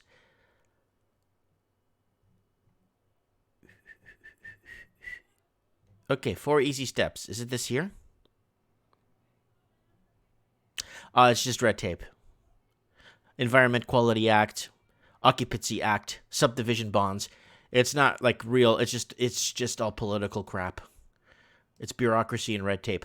Now let's move over to Australia. Household bills overtake rent and mortgages to be the biggest drain in Australian money. Woo! I come from the land down under. Can you hear the thunder? You better run. You better take cover. So here it is in Australia. Bills are outstripping household bills. I read my electricity bill to you guys the other day. I'm paying $440 for the month for electricity and $470 for my gas. I'm paying $1,000 a month. I'm paying $240 a month for carbon credits. Or for carbon tax. I'm doing my part to save the world. I'm paying almost $2,000. I can take my family on vacation with that money, with that carbon tax money. Woo!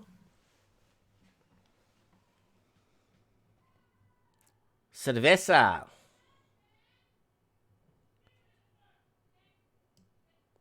Wow, I got 129 people watching this thing? Why?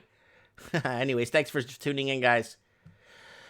So, household bills to overtake. Well, let's do this. Let's do a quick plug before we continue here. We're watching Trends in the Housing Market with your man, Mike Martins. Guys, I haven't sold anything in my store this month. So, if you guys want to go over to Teespring and buy something, there's $15 mugs, tights, t-shirts, all really cool artistic stuff. We got the new Planner Chaos mug here. The new Planner Chaos mug from the last week's Mike of the Night show. The artwork was donated to us. That's Planner Chaos. That's the barcode on the forehead with the red eye. Really cool. Future looks grim photo. What else we got? We got all kinds of cool stuff here on the show. If you guys want to go in and buy something, I'll leave a link there in the chat if you guys want to support the transmission. Also, guys, if you can, we don't have a lot of members on tonight. If you want to become a member of the show, go to here and click join.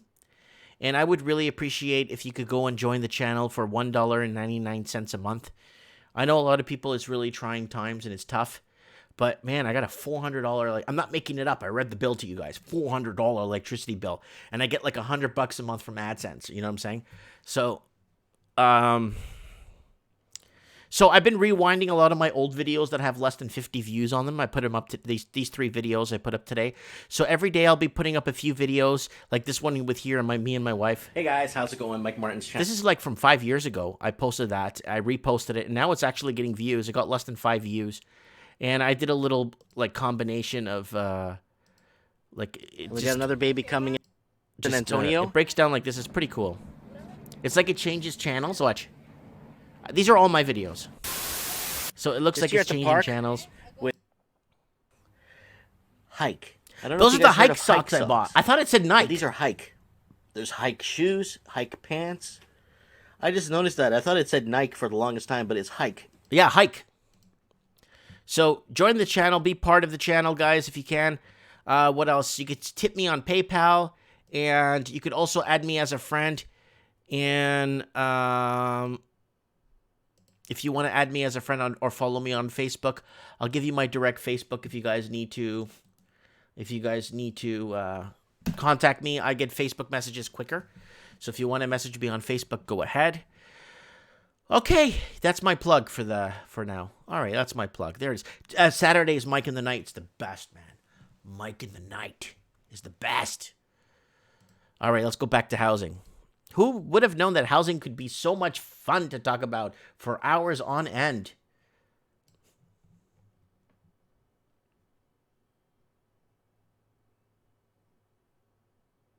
So we got I want to get Buddy on the show too, Raven, because I need to know what's happening with that strike. I want to see if I could find out what's going on with that strike there with CN and the rails. Stop blocking the sun.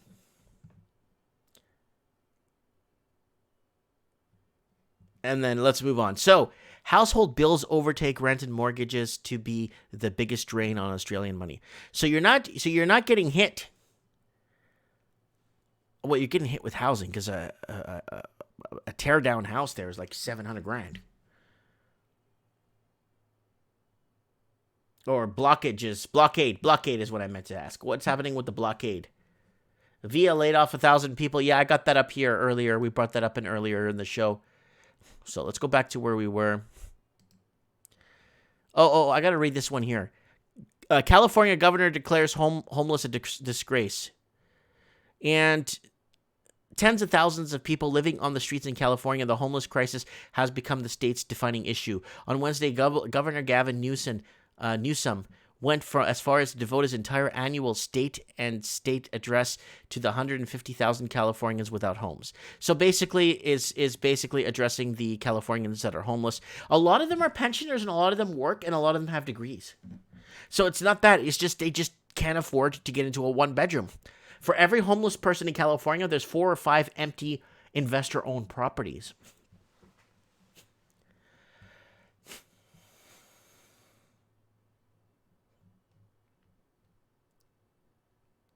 All right.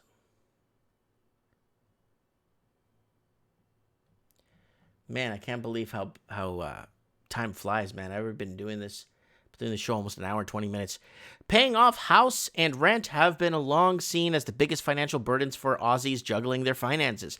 But for the first time, bills have overtaken rent and mortgage payments as the biggest drain on family budgets, according to the new cost survey. So here it is, guys. Even though I work full time, I'll never be able to save for a house as a single mom.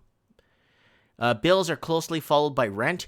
Mortgage costs are 66%, down from 72% in 2017, and groceries are at 54%, up from 47%. Petrol, 26%, followed by putting kids through school, 13%, and 6% went to entertainment, and 4% went for looking good at just 1%, while other expenses accounted for 12%.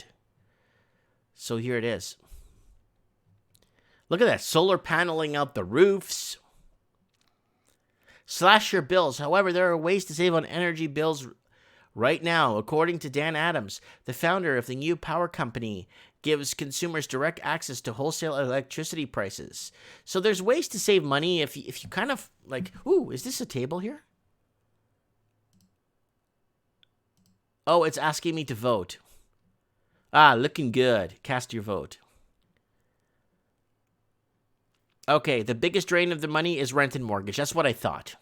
Because to own a one bedroom in Australia, there's some of them going for $1 million, $800,000 for a one bedroom, with no parking though. There's no parking included. So there it is, rent and mortgage. I put looking good, and for looking good, it's kind of important, right? So, I moved it up to 2% by myself. Look at that. All right, so let's move on to the next article. Economist expert continues slowdown in housing market in North Texas. So this is going back to Texas here, and we got somebody calling me. Hello? Hello. Hey. Hey, Mike. Hey, is this Kyle? Yeah, it's Kyle. How are you, my brother? I'm doing all right. How are you doing? I'm doing fine. All right, what's going on in the housing? So you're out in where are you, in Nova Scotia or Newfoundland? I am in Victoria, British Columbia.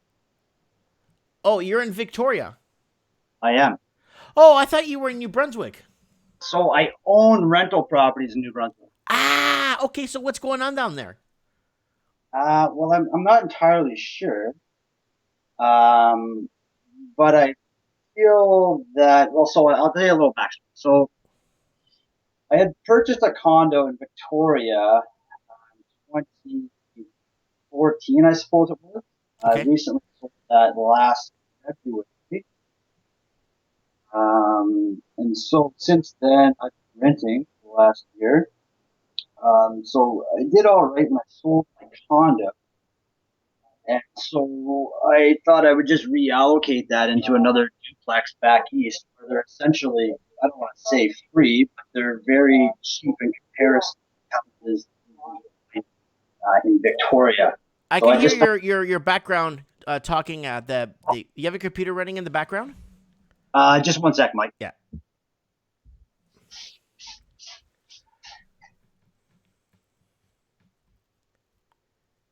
Probably watching me on TV.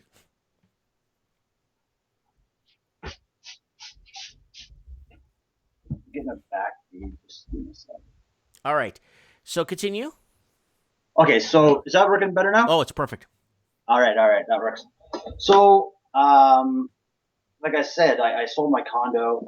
It appreciated significantly, very, very rapidly over the period of 4 years. And I had just seen a lot of meat on the bone. Mm-hmm. And so I need to, like, personally, like, I'm with a lot of people here that think that there's overvalued markets. It's a lot of risk, I feel. Mm-hmm. Especially with the condo markets not being able to get insurance and so on and so forth right now. So the condo you're in, are they able to get insurance? Are they okay? I'm no longer in a condo. I'm renting currently. Oh, I've okay. been Okay. I've been out for a year. Oh, so you sold at the right time. Well, I don't know, Mike. Like if I sold the right time or not, it's hard to say what the right time is. But I just seen a lot of cake laying around that I just thought somebody else could be the bag holder. Hmm. So you so, And so you relocated some money into buying out east. yeah, so I had recently. I'm just closing on a sale on the 27th of this month on a duplex that I picked up for a couple $100,000, Mm-hmm. which will give me a positive cash flow of $600 a month. Mm-hmm. So leaving your money in the bank really doesn't make you too much. So I just figure, low risk investment, pretty much free money at 2.5% or so. That makes a couple dollars on the side, plus you build equity. Hmm. Okay. I see, like, if I look at the Canadian Real Estate Association's data for the East Coast, like Nova Scotia is definitely seeing a big uptick. I'm Yeah. from Prince Edward Island originally, Uh-huh. so we see a lot of the money running into Charlottetown right now. The reason I think that you're seeing the uptick is because they're not being taxed. And by they, I mean the foreign investors. Mm-hmm.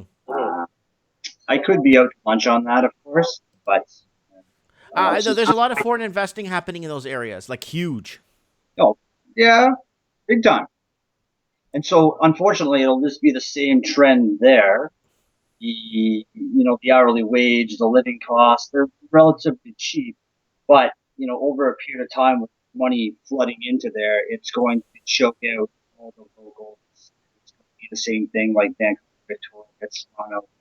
You have all these people just trying to make it by, and unfortunately, people are very interested in making money off of homes, and they'll flood in and choke everybody out. Mm-hmm. Okay. Okay. So you did well. You did well. You sold. In my opinion, you sold at a decent time when you had your condo, and then you took the extra cash and you reinvested at the pretty much at the low to medium market in out east. I think the out east still has a little bit of ceiling, a little bit of room before it hits the ceiling. I think so as well. But I guess I'm not really looking at it, to make a bunch of money. I'm just kind of looking to Passive, long term. people passive, Mike, and definitely just low risk. And like you said, passive. That's the important thing: the passive income. Yeah, passive income. It's nice. It's a little extra source. You have three, Yeah, four other sources of income. You're doing okay. yeah. So when I had sold, I paid off my other rental property, and then purchased the second one here. Mm-hmm. And essentially, my tenants now pay my rent. Right. So you're not in a negative position because people living in the city of Vancouver that bought at the wrong time are in negative position right now. Well, yeah. I mean, I have a good job, Mm-hmm. but I'm aware of what it costs to keep a head or a house afloat. Mm-hmm. I can't afford these $750,000 tear downs in Victoria, let's say, and I certainly can't afford a $2 or $3 million house in Vancouver. Mm-hmm. The math just doesn't add up. Have you been watching my channel for a while? I've been on to you, Mike, for about the last 12 to 18 months or so. Okay. You see what you could buy down in West Palm Beach for 170 grand, right? Yeah, I mean, after you do the conversion, you're into $220,000 Canadian. I mean, I like to keep it in Canada myself. It's Mm-hmm. just makes it a lot easier for me to deal with that. But I definitely think, like you say, like a housing market, it's only supposed to be 3 to 4 times Mm-hmm. average income is, right? And we just got really carried away and think that everybody's just jumping on the you buy a place, it doubles in value, you're automatically wealthy, and I just don't think that that's gonna be carrying on for much longer. Mm-hmm. Mm-hmm. I think a lot of people are being misinformed too by a lot of people saying if you don't buy now, you'll never own. I think there's a lot of that, but one person I like to listen to is Ross Kay. Mm-hmm. he's on HowStreet.com radio. And he's a very informative realtor. Uh, Mm-hmm. and so, he says, I think essentially organized real estate, Mike, is a crux. And I don't mean that like that they're bad people or anything, but I just don't agree with it.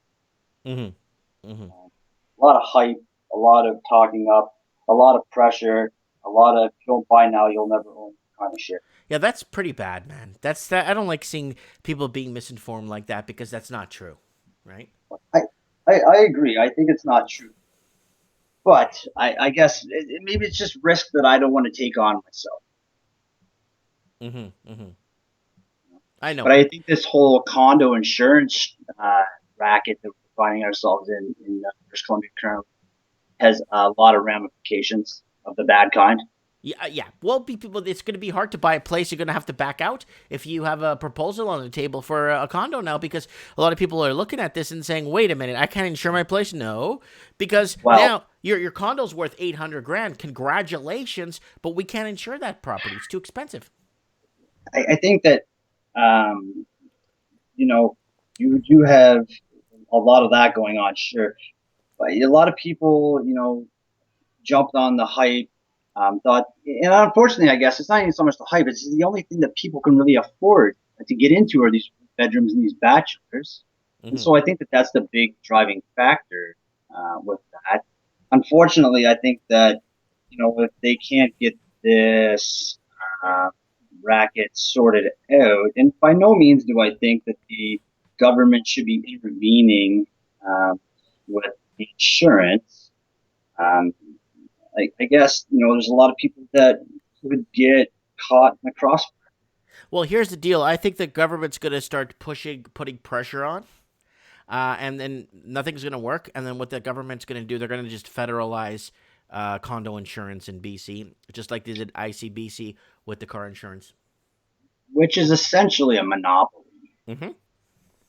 And like I said, I don't think it's up for the government to intervene in the housing market. And unfortunately, I think that really the only way to get around this insurance racket is to have places revalue to a fair market value. Right. To what You know, wage? To what the average wage is? Not. I think there's that. I think that in all honesty, like a two-bedroom condo, like we did this thing weeks ago about apartments and condos, and in Canada they're all condos. In the States, they're apartments, and you can do a fancier building, and it's a condo. It Mm-hmm. sounds better, it's classier. But Canada, everything's a condo, and unfortunately, the western side of Canada, it's the only thing that people um, can afford. And I I like don't when know. they say I live in a condo. Then you go there. I'm like, this is an apartment building. It's not a condo. The place that I have, I paid under $200,000 for it. It was a new building, like 5 years old. It was nothing spectacular. Mm-hmm. It was a decent roof over my head, and it was cheaper to own at that time Right. than rent. Otherwise, I wouldn't have purchased. But I've been into real estate since I've been 22 years old, and I'm 33 now. So I think I've learned a little bit. I don't think I really know that much. I just think that, when the risk gets too high, I'm very adverse to risk. Mm-hmm. Mm-hmm. Hence why I'm putting my money in. Mm-hmm. Okay. All right. All right. But silver is definitely right? Was that silver? Gold and silver are on a bit of a tear. Yeah, it's gonna keep going out. I think they're just I think they're just starting to gain ground. Like once I think gold and silver will come prices will come down to reality soon. In what sense? What level? 1550 on a level? Well, silver's gold's sitting at $1,616, I think, right now, Mm-hmm. and that's what 2,100 Canadian, I think. Yeah, a little bit over that. Yeah. Yeah, and I see gold hitting the 1,700 mark by the end of this year. I think that even a little bit north of that potentially, I'm but trying not to be too as much. conservative as possible. I said it was going to That's hit good, right? 1600 by the end of this year, and it's already past 1600. So, Do you know what's funny? Actually, when I sold my place, I had taken quite a position with the proceeds, hmm and I'm, okay with that. I knew nothing about it. I just knew that um, I think that the states pumping all this money into their repo markets is really gonna push the price higher. I think. So fortunately for me, I picked up quite a position at the T20 level. It's done, relatively well since then. well, the price of gold will eventually have to go up because they keep putting inflated money into the system. In turn, devalues the currency, which costs more to buy the asset, right? Exactly, but I think that unfortunately the vast majority of the populace doesn't have a clue about that. hmm hmm And, No, and a lot of so people. once the media gets a hold of it, it starts murmuring the word gold. The media.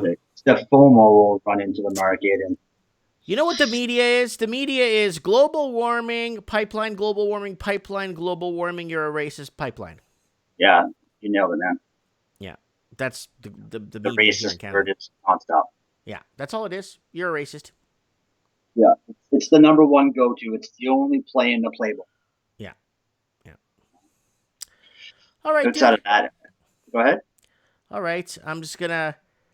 How long are we talking? 15 minutes here. Wow.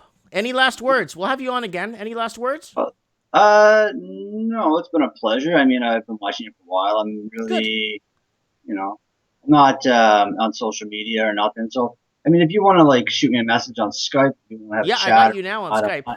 I got you now on that, Skype. I got you yeah, now. Yeah. exactly. So, in any instance, maybe I don't know if the Ravens around. He's usually got some pretty entertaining stuff to talk Oh, the about. Raven's the best, man. The Raven Yeah, is he's yeah. a switched on bird. All right. All right. I'm a man. Well, thank you so much for calling in and giving us the insight on what's happening or what's going on in your housing life. And we'll talk really soon. Okay. I'm a man. You take care. Take care. Bye. All right. Bought a duplex in Eastern Canada, in the Eastern, Eastern Coast Canada. All right. All right. What do we got going on? I'm thinking about hoarding D cells when the world falls apart. We got David Xavier in the comments there. Supreme Cannon, thanks for calling in, Kyle. Oil's up a tad. Oil's going nowhere, man. You're going to see a huge breakdown in the whole transportation system. You're going to see a huge breakdown in distribution of oil. It's I don't know, man. Woo! Got Tignim. That was Kyle that was on the phone. And we got Lord Humongous giving us the truth about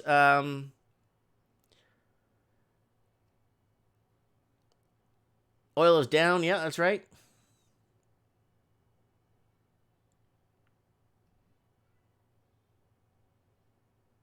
HSBC controls the racket. Well, the world would be in a recession if London, England, stopped laundering money. Okay, slow down in North Texas. Yeah, there's nothing new. Texas. Average house of pricing is like 175, and it goes down to 140 on the average benchmark in Texas. We got this one I covered this morning. They allowed the perfect storm. UN expert dams the New Zealand housing crisis. And this housing crisis in New Zealand, guys, we've been talking about this for a long time on the channel. I did a story today to cover the Kiwi crisis in housing. If you guys think it's bad in Canada and you think it's bad in parts of America and you think it's bad, it's really bad in New Zealand. Like it's turned into a rental nation, like a nation of renters in New Zealand.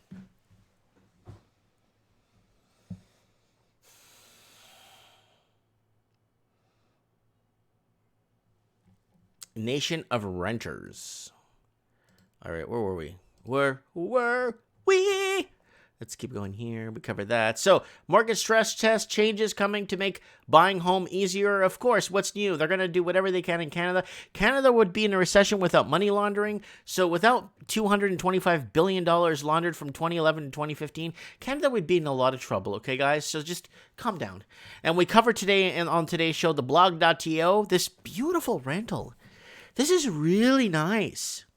It even has a little neon light behind the television. It actually brings a sense of class to the room. And then these cupboards that they found in a dumpster really fit in nicely here. And then this door right here is a secret passageway. So if the police come in this door, you could take the secret passageway of this and they won't even know you're gone. So that's that. Let's move on. Seattle approves 40 tiny house village to help with homeless.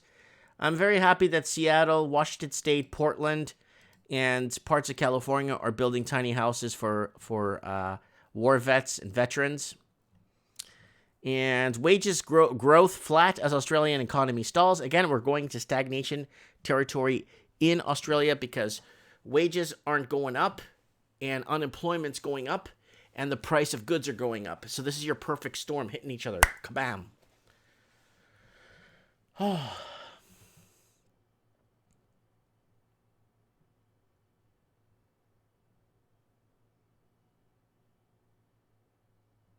So, what else we got here? Mike Banks, people would still probs be fine. Yeah, people. I'm always hoping that everyone's fine. Yeah, the government's in a bit of trouble right now. Like I said, I wouldn't want to be sitting on the throne right now. Woo, woo, woo! Pitchforks and torches, man. I wouldn't want to be sitting on no throne right now, especially in the mess we're in right now. Oof, I'm very happy with my little squabble here in Merritt, raising my family. LGV7V says my property taxes went up. Of course it's going to go up. You think you're going to get better education for that increase in property taxes? No, it's going to get worse. You think you're going to get better snow removal for those property taxes? Heck, they just leave the snow on the road till it melts. And you pay for the garbage separately. I pay for garbage separately. Oh, Mike, your property taxes cover your garbage pickup and all your... No, it doesn't. I got to pay for like $600 every 6 months for garbage. Metal World's throne of what? Prime Minister. I wouldn't want to be any Prime Minister of anywhere right now. Woo. The juice. Water bills are going up 3.5% in Winnipeg. Oh, yeah.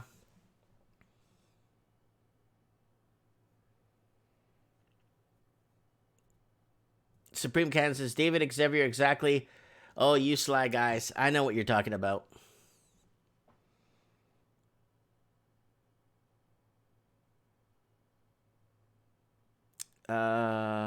What do you want to talk about? Says Metal World. PM. Yeah, well, so let's move on here to why Western Sydney is a magnet for investors. Again, we've discussed this. Foreign investing is great in Australia because it's close to China and it is a great haven to park your money because I think it was an article that the Australian government is welcoming more money into Australia, whether it's laundered, they don't care. And that's something that's been going on for a while now. And I don't think there's more laundered money in Australia than Canada. We should have like a huge kind of reality TV show. Who's got more laundered money through their country? Is it Australia? Is it Canada? Is it New Zealand? Per capita, per population, I think New Zealand would win with the most laundered money with population.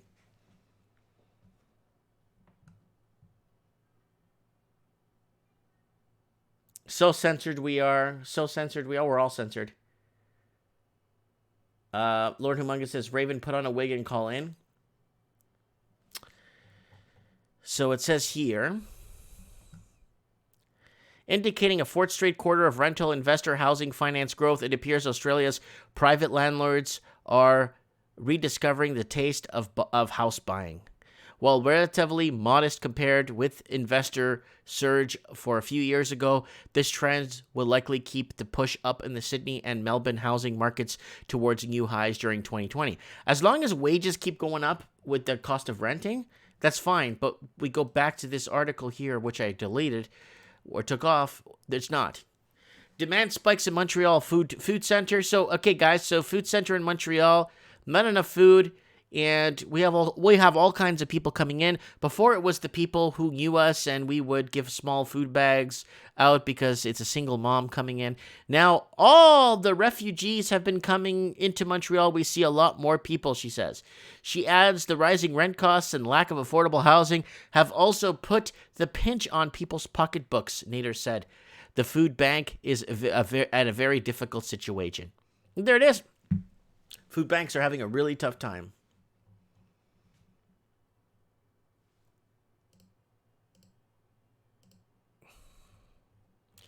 What was this one? Greater Vancouver Food Bank has hit critical gap in volunteers. Here's how you could help. So if you're in the Vancouver area, they need help. Food bank users deserve luxuries as well as lentils, just like everyone else. So just going over, like, you know, people, food banks, people having a tough time.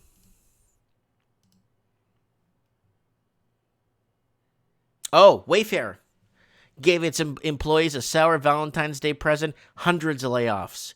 So is this in Massachusetts? Where is this?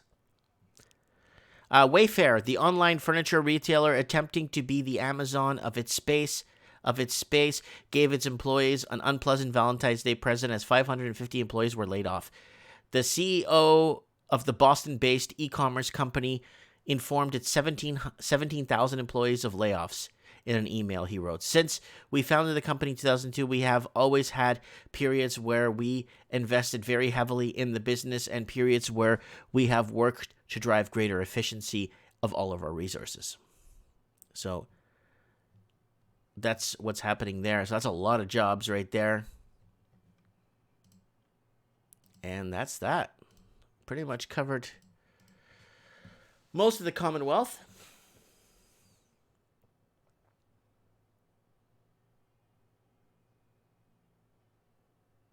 I'm just reading some of the comments here.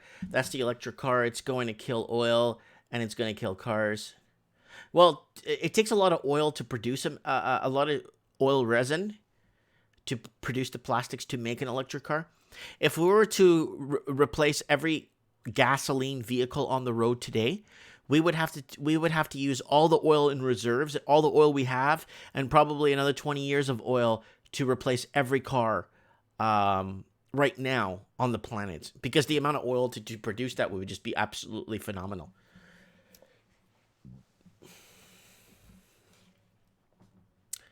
All right, let's see who we could get on the closing end of the show here. Wow, we got 123 people watching. Wow, thanks for tuning in, guys. Thanks so much. I appreciate that. Guys, go ahead and share this. It's live. So I think oil is done in North America, but demand for oil will increase, and demand for oil will increase in Asia and Africa. Well, Africa has its own oil, guys. Don't forget. Angola, Portuguese Africa, is one of the biggest oil producers in Africa. So let people forget that, right? So.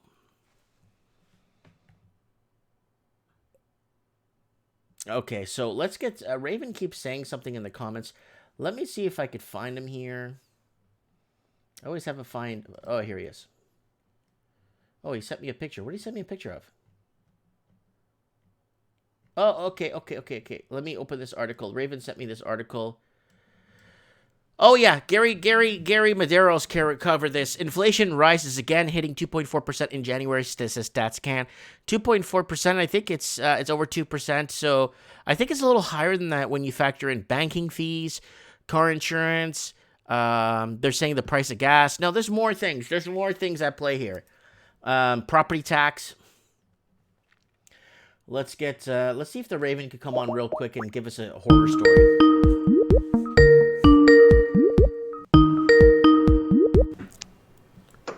How's it going? Good. How are you, my brother? Good. Can you give us a horror story? And don't mention the CV name, please, because I don't want to get this video pulled. Yeah, that the inflation rate you're talking about, the CPI, they don't calculate it properly. That's all. Just a made up number. Yeah, that's the They're article you market sent me today, right? Yeah, they're market analysts. Wherever they are in the States or whatever, they put items in their market basket, and then they track the price of it. Like say milk, they put milk in there, a liter of milk, and they track the price of milk over each month, and then they calculate their CPI, consumer price index, of how it's rising or lowering. And if it rises too fast, they take that item out and they put another item in, like a flat screen TV that comes down faster. Everything's manipulated and managed. Rent raised 23% last year, but our inflation's 2.4. Yeah, They're that's playing not with going the to fly. numbers. It should, I honestly, No, realistically, it's should be sitting at maybe 5.6. Yeah, everything. You know what? You can pretty much just know that nobody out there is going to tell you the truth. You're living in a fairy tale. You go make your money and you buy whatever. It's all a fairy tale. Use your own brain, figure out what's going on. It's all fairy tale. You know what the rents are. You know what the house prices are. You look around, start realizing, oh, maybe I should be doing this and not that. Maybe I shouldn't be carelessly wandering through life thinking that inflation's at 2%. Yeah, it's not at 2%. Mm-hmm. I think the majority of states in the U.S. are even higher than 10%. Did you see Japan submitting its results, its GDP numbers? Yeah, horrible. It just said, you know what? Here it is. We don't care. We're falling apart. We're just going to pump more money into this until it completely over-exasperates itself, and that's it. Okay, well, what else? What's their other choice? They don't have much choices right now, unless they start pumping out more babies because their death rate's higher than their birth rate, and they start actually looking for a brighter future by becoming a niche country again. Japan was a very niche country back in the early 80s into the early 90s. The Japanese pretty much monopolized a lot of the electronics, all the futuristic stuff. They had a niche. They also have the largest. They also have the largest cerveza outside of China. Yes, sir. Cerveja. They also sell more adult diapers than baby diapers. Again, they need to pump up more babies. They need to. No, that's not going to happen. Well, let me go over there for 6 months. with your Mike in the Night tights on. Woo! Get some action going. Hey, don't make fun. I sold a couple of those already. Yeah. Hey, another thing, I think gold and silver are going to pull back a little bit. So I hate to say that. Give us a little insight on that, Raven. Why do you think that? Well, you know what? I think there's murmurings that their numbers are down on cerveza. Their numbers are pulling back a little bit. And the heroin addicts that like to feed at the equity trough, right? Anything positive for them, they'll be right back in the markets. They'll just be right back in the markets. There's the smallest little anything. And if those numbers come down on cerveza in China, they're going to run right back to markets. Gold and silver are going to tank. You're going to see gold back below 1,600, and you're going to see silver back 1,770 in that area. It's going to pull back. But you know what? It doesn't matter. Doesn't matter. We got debt on our side. Debt keeps growing. It's they're going to have to turn so much of the liquidity taps on to fund China. China was strapped before this happened. They're all strapped. They're all bankrupt. After this, how much more debt? We win in the end. China's defaulting left, right, and center on some debts.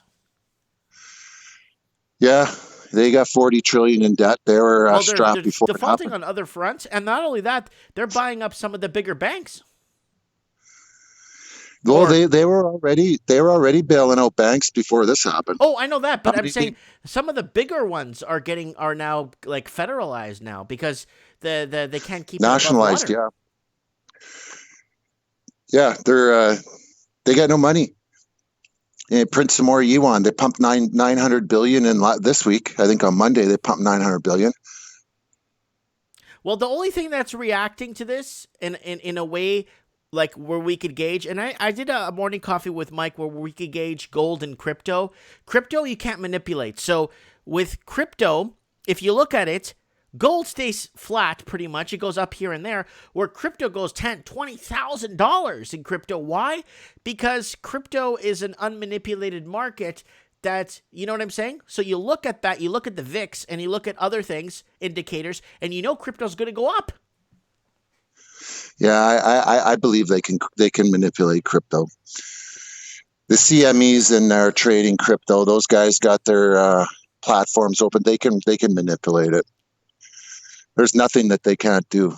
No, They but make what the I'm saying, rules. it's not as spoofed and manipulated and played with like gold and silver. Is it? Is it not? Are you Well, sure? no, because if gold and silver, if wasn't manipulated and there was no, it was intrinsic, you don't touch gold, it needs to keep its value so we know when to raise interest rates, right?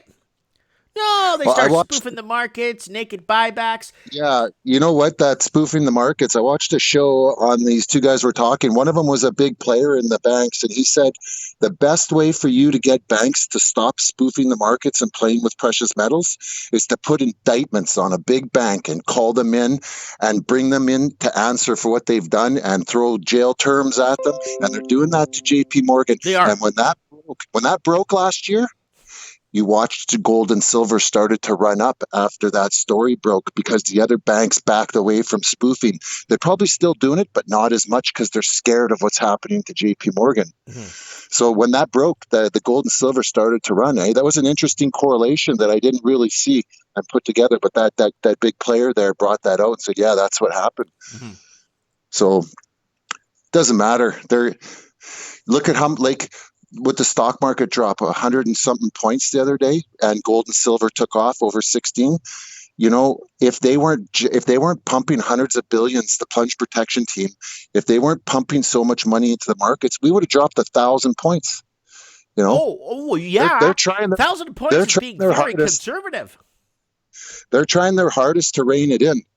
I don't believe they're trying their hardest to rein it in to save it. Mm-hmm. They're trying their hardest to rein it in to prolong it to the point at which they don't want to save it anymore. And if that coronavirus isn't going to do what they want, then you're going to see the next phase of the attack. Something else. We have all kinds of crap happening this year. You saw last night's show. We have like 50 million things happening in 6 weeks into the year. Yeah, and that caller was saying, you know, it's the timing that the coronavirus, if Canada doesn't matter. We're a speck on the side of the bowl. Mm-hmm. We don't matter.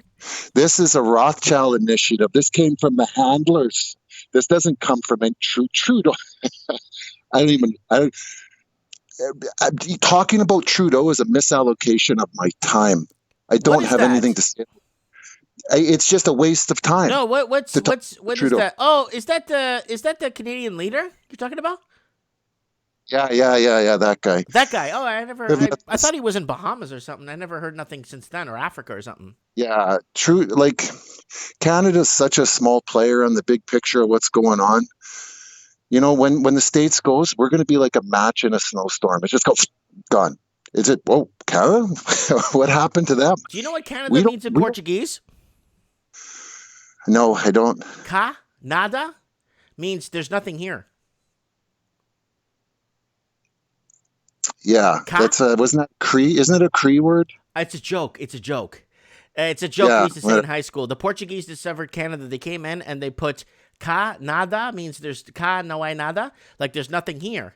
So the other people came over and said, "Oh, look, Canada." Never mind. Okay. Never mind. Yeah, that's not your best material. Canada. Anyways. But yeah, no, to be really frank with you, no, it's entertaining. You know, you would think, honestly, that we'd be living more like serfs in Canada, where the government wouldn't be kind of on our case about everything here because it's such a big, vast country. You would think we'd be like we're gonna get our we'd chance. just be left alone, right? To work our land and do whatever we want. Man, we're like so micromanaged here with everything, dude.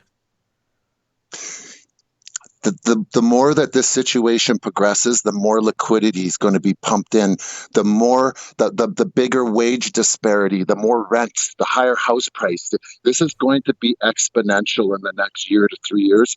You're going to really start to notice it. And we're going to go from 45% of the countries in populism and protests to 55%, to 65%. the levee's going to break here, but it's going to break when they want it to break. Is the cerveza doing what they intended it for it to do? Did adding the HIV protein to the cerveza help them achieve what they're going to do? Do they need to add something else to the situation? Watch for a false flag. Stay alert. Say, hey, these guys are trying to bring it down. That's what I believe. You know that. Mm-hmm. So what else are they going to throw at it? Stay aware. Watch them. Keep them accountable. What are they going to do? Start a little skirmish?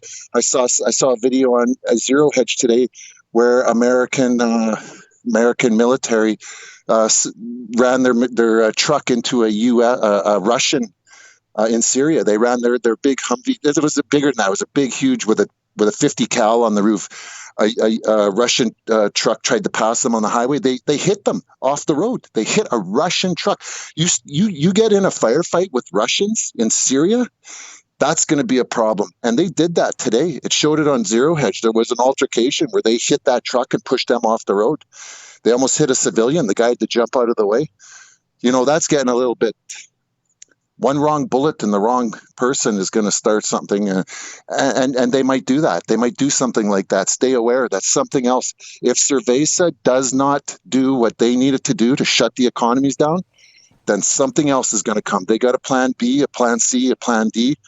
Mm-hmm. Probably get more, crazier as we go. But that's probably why those people meet at those meetings every year, like Bilderberg and Vanderbilt and all that, those meetings, because they can't get things straight. So they got to meet every year to get their agenda in line because nothing's coming through for them. You know what? They might meet at Bilderberg or the Council on Foreign Relations. They might meet to figure, you know what? 5G is going to be how we're going to keep the whole system together. We're going to chip everybody. We'd like to get everyone vaccinated. That might be what they talk about. But the things that are going on with Cerveza, the trade war, there's only about 4 or 5 people in that room. And they're not... nobody knows about those meetings. Those are the meetings that nobody can know about. You ever want to know meetings, yeah. And I'll tell you something. They say Trump is a crackpot. Like the stuff that Trump says, he doesn't know what he's talking about. This and that. That guy's a genius because he never mentions his handlers. He never mentions there's somebody above him. We all know there is. He never mentions it. So how on the ball is that guy to make you think the way everyone thinks about him? That guy's a genius. To win an Oscar would be an insult for that guy. His award would be way higher than that. That guy's, the way he plays the crowd and everybody, you can't have a hyperinflation of a currency until you have a loss of confidence in your government. Right. And then you start losing confidence in the government. Then you start seeing a runoff on the banking systems. And you start seeing a runoff on everything, man. It'll be nuts. Well, we have Cerveza to blame now. It's not the central banker's fault. No, China's not. No, what pumping money into the economy every day? No, don't be silly, Mike. How much money do you think China's got to pump now for what they've done? Oh man, I don't even know. It's billions per day. Billions per day, hundreds of billions probably. It's out of control. You remember their 900 billion is about 150 billion American, eh? It's what, 7? Their handle's 7. Sold 7 yuan to $1. I think countries that will be safe, like. Like we should do a Mike in the Night this Saturday. We should do a Mike in the Night safe haven countries, man. We should talk a little bit about that, talking about which countries might be better to flee to if the poop does hit the fan, right? There's a lot of countries out there that might be immune to some of this stuff. I'm not talking about the cerveza virus. I'm talking about like economically, like countries like Cuba would be not bad of a place to be in if, climate wise, you could go hunting there. It's got a little bit of an underground economy, which lasted for 40 years, and it could continue thriving in that underground economy and not need Western influence. So there's a couple of countries out there that do have that survivability, that when economic crisis does hit, there's, I think, about 8 or 9 countries in the basket out there that you'd want to be in. You know what I'm saying? Uruguay. Yeah, Uruguay, maybe. Yeah, Uruguay, yeah, maybe. That's where I would think Belize more. Belize. Belize, yeah, I've got a couple friends that live there now. Yeah, Yeah, Belize. I would think you couldn't do well in Colombia because you got the Contra fighters. Then you wouldn't do well in Venezuela because they have their inflation crisis. You wouldn't do well. You wouldn't do well in Brazil because they have transit problems and they have a lot of civil unrest there right now. You wouldn't do well in Chile because the government's so corrupt that they're basically buying and deleveraging their own debt 5 times to 1. You wouldn't do well in Chile. The only place you probably do well is I don't know. It's in South America. I really don't know where. Maybe Uruguay, like you said, maybe Uruguay. But Uruguay is so influenced by Brazil, so it's such a little speck in comparison, right? you know what? The first thing you want to do is get the bankers out of your country. Well, Iceland. I think Iceland would be a great Bankers country to be out. in if there's an economic. And bring it back to the people. Get the bankers out. Yeah, Iceland. Iceland got rid of all their bankers and jailed them. Yeah. So There was a Iceland would be a leader good who did country. that. I think Iceland. I'm just trying to think where else. Cuba would be good. Someone said Costa Rica might be good, but they have earthquakes and stuff there. So Costa Rica is getting more expensive too now. And Cuba, I don't like Cuba. I've never gone there. I don't like it. I hear lots of bad things about Cuba. I spent 6 months there. Yeah. I just had a great time, man. In 6 months, woo. I'm So, thinking Costa Rica next. That was where I would go. Costa Rica is okay. I'm just trying to think where else. Like those Samoan islands, like in the Micronesia and stuff like that. Yeah. There's lots of little islands in that chain out there. Hmm. The Azores, where I'm from, the Azores is not a bad place. It's so far off the coast of Europe that it wouldn't be affected so much because they have their own independent economy type of thing. Where else? Like weird, secluded places in Russia you could get away. We got a good country here. We just got to change it around. Oh, I know we do. I know we do, but we won't be immune to the economic disasters. That's the problem. Well, you know what? This is not going to be in our lifetimes. This is going to be later on. What's coming is probably going to last 20 years, 20, 30 years. Mm-hmm. It's going to be a slow build after that, eh? I wasn't worried about the .com crash. I wasn't worried too much about the housing crash, although it affected me financially. But now this is the one that I focus on and know, because there's probably not going to be a savior to this one. They're going to pump whatever they can at it, but this one will so greatly affect our living standards that this is the one. So prepare for it. Financially, what are you going to take on the other side? That's why, Mm-hmm. it's just it's going to be and even if that Cerveza gets cured tomorrow, like, all I look at it is what's the debt burden that was put on us? How much more debt? Because everybody on the mainstream's talking about the debt now. People said, oh, they've been talking about it for 30 years. Okay, so I went back and I bought the books from the 80s, The Coming Currency Collapse, and I read the books from the 80s, and they were talking about it. And speculation, one of the worst things about speculation is your time frame. Speculators always pick too short a period. The Economist book I read there, Coming Currency Collapse, he said that we can't take 150 billion in debt next year, which was 1981. He said we're going to go into a hyperinflation. All his logic was right, but he wasn't accounting for how they're going to print so much more money and all the shenaniganism that they're going to do. It's the same thing like the housing crisis. I didn't know about the smoke and mirrors. If we went back to basics, business 101, this housing, if the economy was left on autopilot, we would have had a housing reset twice already. They've saved it so many times, Mike. I know. They've saved it so many times. They've done bailouts. Canada's banks were bailed out back in 2008 or 2009. That was a very quiet thing that was done. People don't know that the Canadian banks were bailed out.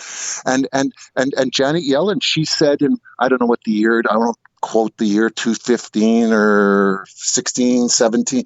She said, banks, release your excess reserves. You can use them. That again is a bailout, when and now there's no end to what they're going to do. Stock market incentives from your salary, no capital. for the mortgages, stress test, relieving the pressure of the interest rates. You could go on and on and on and down the list of the things that they've done to ease and to make it easier and make it easier. Financial instruments have got so easy over the years. That's why Well, house prices. they deregulated a lot of stuff that was put in place to protect the day Yes, to yeah, day, yeah, right? The day to day, or the yeah. average Joe Donuts doesn't really know like what's happening in all this stuff because he's busy working to feed his family. And then when Well, people sit down and there'd think be a about civil. this gets Yeah. pretty depressing real fast, buddy. Well, it's civil war tomorrow if we all were on the same page. Be civil war tomorrow. Mm-hmm. Mm-hmm. It's illegal. It's corrupt. Well, And no, like it's you said, tyranny. It's tyranny. If we do it, if me and the Raven do what they're doing out here, even 10% or even 5% of what they're doing, we'd be sitting in a jail cell. But if the government or the leading powers do it, it's okay, and that's what you call tyranny. yeah, there's no jail cell for them. No, of course not. For us, there is. Yeah. But like I said, so many different angles that they've stopped this already from crashing. It's look at the repo market. What if they didn't bail out the repo? What if on September 16th, at the end of the trading day, when it spiked from 2 to 10%, this Fed didn't step in and throw them $58 billion? What if that didn't happen? You got a crash. Well, we're seeing repo strains right now. That's a seize. That seizes up the credit market. You got a crash right there. There's probably, if you wrote down, you could go through everything, and you could probably find 100 different times they'd have crashed the markets. It's do or die now, man. Do or die. And the liquidity taps are going to be opened full blast now that Cerveza is here. They're trying to expedite the dominoes falling. Well, Canada, out of 130 something countries, Canada is one of the very few countries that's still taking in flights in from China. Got to seed Cerveza. You got to seed it around the planet. Why didn't Xi Jinping, why didn't he admit that there was a problem until 2 weeks after? Because the handlers, him and Trump's handlers, who are the same people, told them, you got to let this get across the borders. It's got to get out. I don't think it got out as much as they wanted. And I think it seems like they've almost got a handle on it. I saw 2 people died in Iran. It's in 29 countries, I think it is, but there's so few numbers. Can they contain it?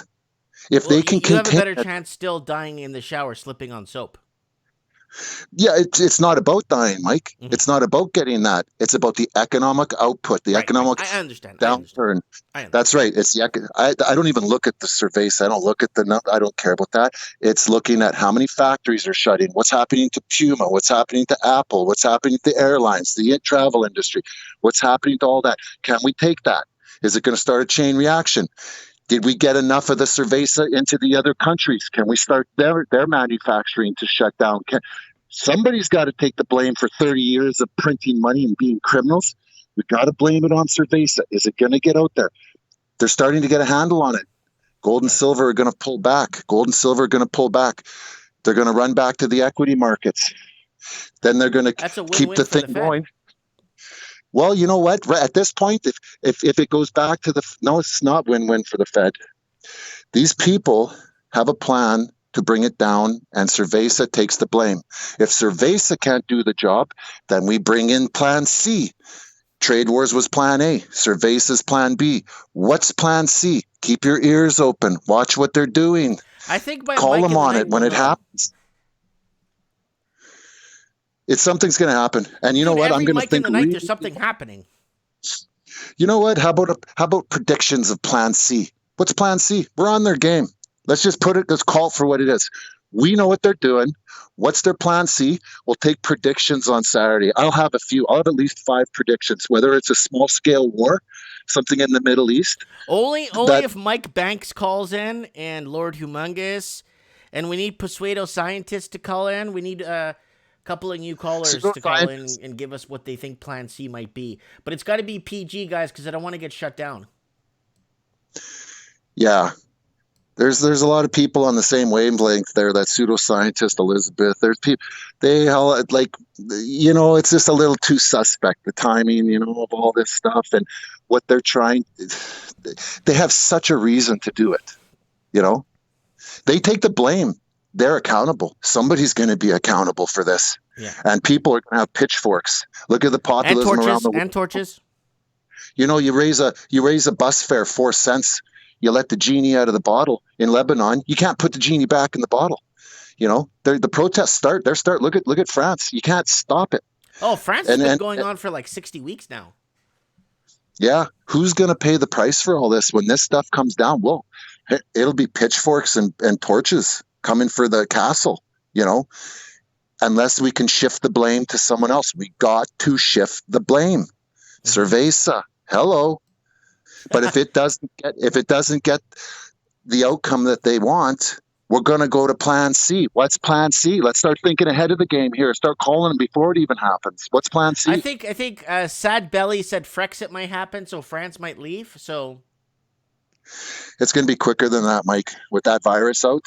And with the repo market injecting that much money every day, the hourglass is being flipped. They're running out of grains of sand. This has got to go. We're in it now. This is going to go quick. It's going to play into that election too. Oh, I love it. This is going to be the ultimate 2020 make or break the world election. It's going to be amazing. And you know what? In the end, I might be wrong. It's possible. You know? Honestly, totally I really hope you're wrong because, well, the market needs a correction, but I hope you're wrong about some things because we're not here to tell people like this is, you know, it's going to be ultimate and stuff. It's going to be gloom and doom. We're not trying to pull a AMTV. We just kind of want to call a spade here and kind of. It's going to be gloom and doom. But on the other side of this, we're going to make this way better because we're never going to let those pricks keep our money again. We're never going to put them in a position of power where they can dictate monetary policy to us.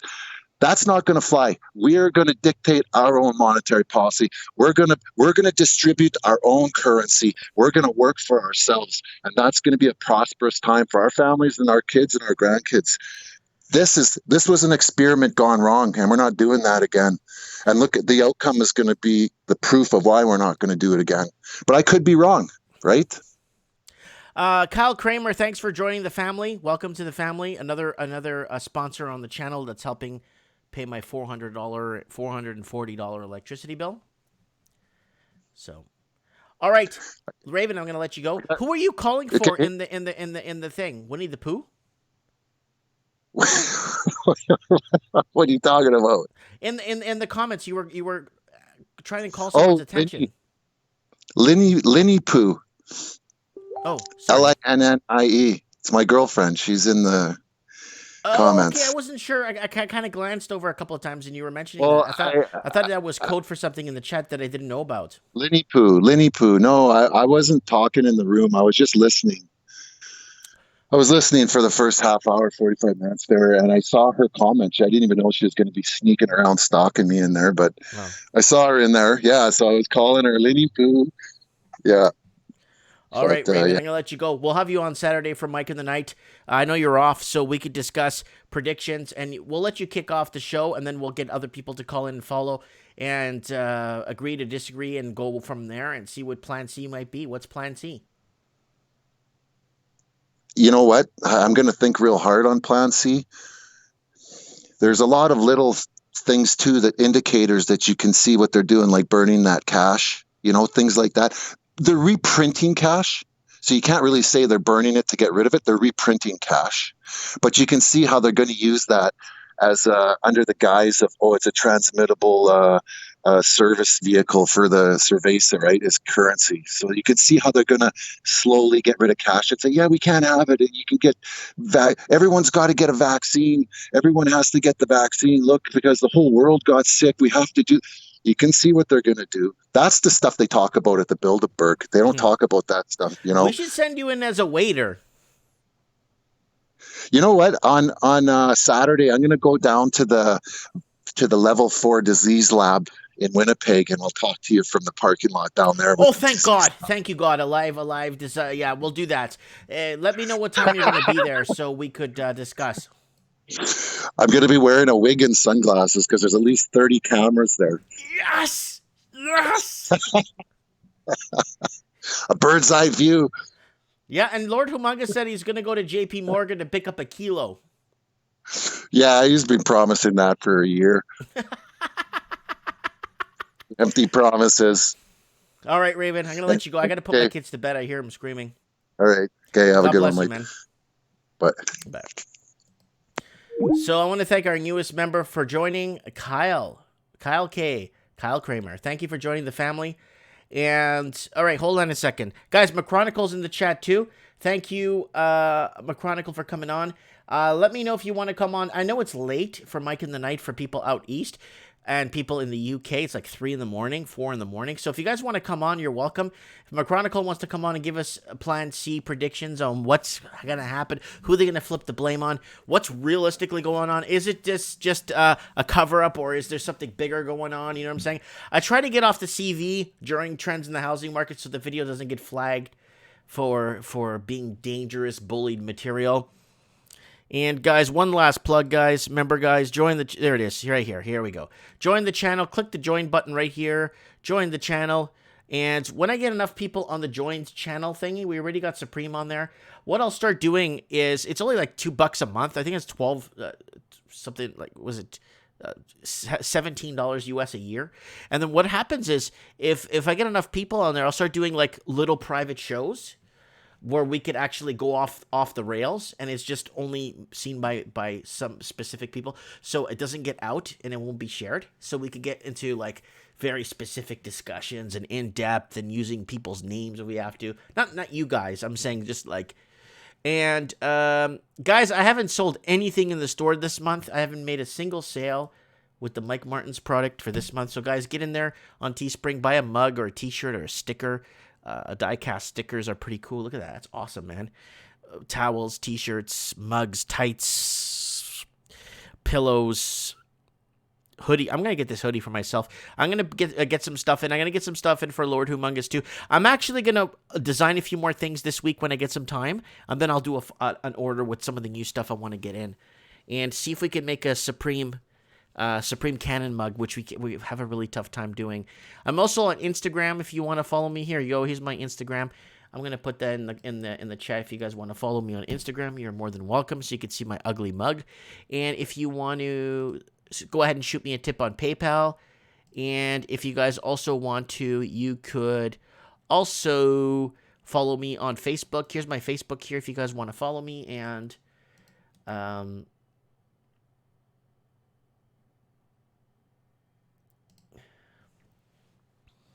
there I am on Facebook.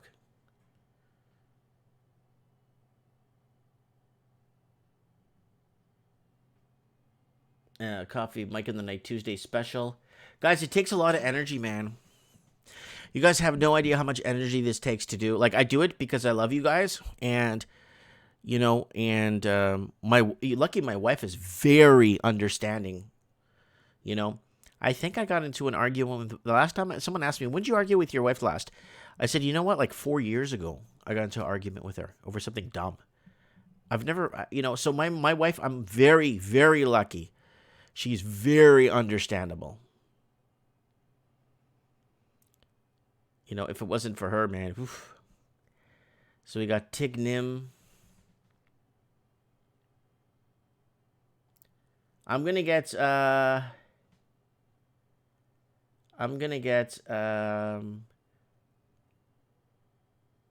McChronicle.com coming up.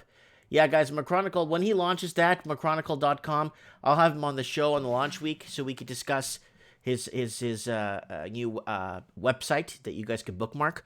So we'll do that too. And I'll even put it on my Facebook. I have, I think, how many followers? 116,000 followers on Facebook. So I'll put that McChronicle.com on here on the channel. Mike in the Night, David Xavier is asking for a Mike in the Night wig. No, I don't want to. I don't know the size of everybody's heads out there, so can't take the chance. Chronicle says, appreciate it, Mike. No problem, buddy. Anyone that's out there doing the good and kind of, you know what I'm saying? Anybody out there that's like, I guess, I don't know. I like to feel or believe that I'm on the right side of things. I really do. I really do want to believe that. I really do want to believe that I'm making the right choices on some of the information I share. Like, I I want to make sure I'm doing the right things. You know what I'm saying? I mean, I pray to God. I believe there's obviously an ultimate, if you want to call it God, if you want to call it the maker, the ultimate. I don't know. There's something out there that we're nothing. There's something above it, and I really want to make sure I relay the right information. I just can't play games. You know what I'm saying? Anyways, guys, thanks, Kyle Kramer, Tignim, Lord Humongous, Mike Banks, Supreme Cannon, The McChronicle, The Raven, Razi Khan, David Xavier, Tignim, Persuado Scientist. I want to hear from him next week. Gary Medeiros for coming on today. Who else we got in here in the comments? We got lots of people in the comments here. Sad Belly. Red Pill Gary. I need Red Pill Gary to come on the show too. Yeah, we need all these people to come on the show. Belinda still owes me a visit on the show. So, Mike in the Night this Saturday, guys. Don't forget to tune in. I'll still make a video tomorrow. You guys enjoy the rest of your night. I'm gonna go put my kids to bed. Thanks for watching.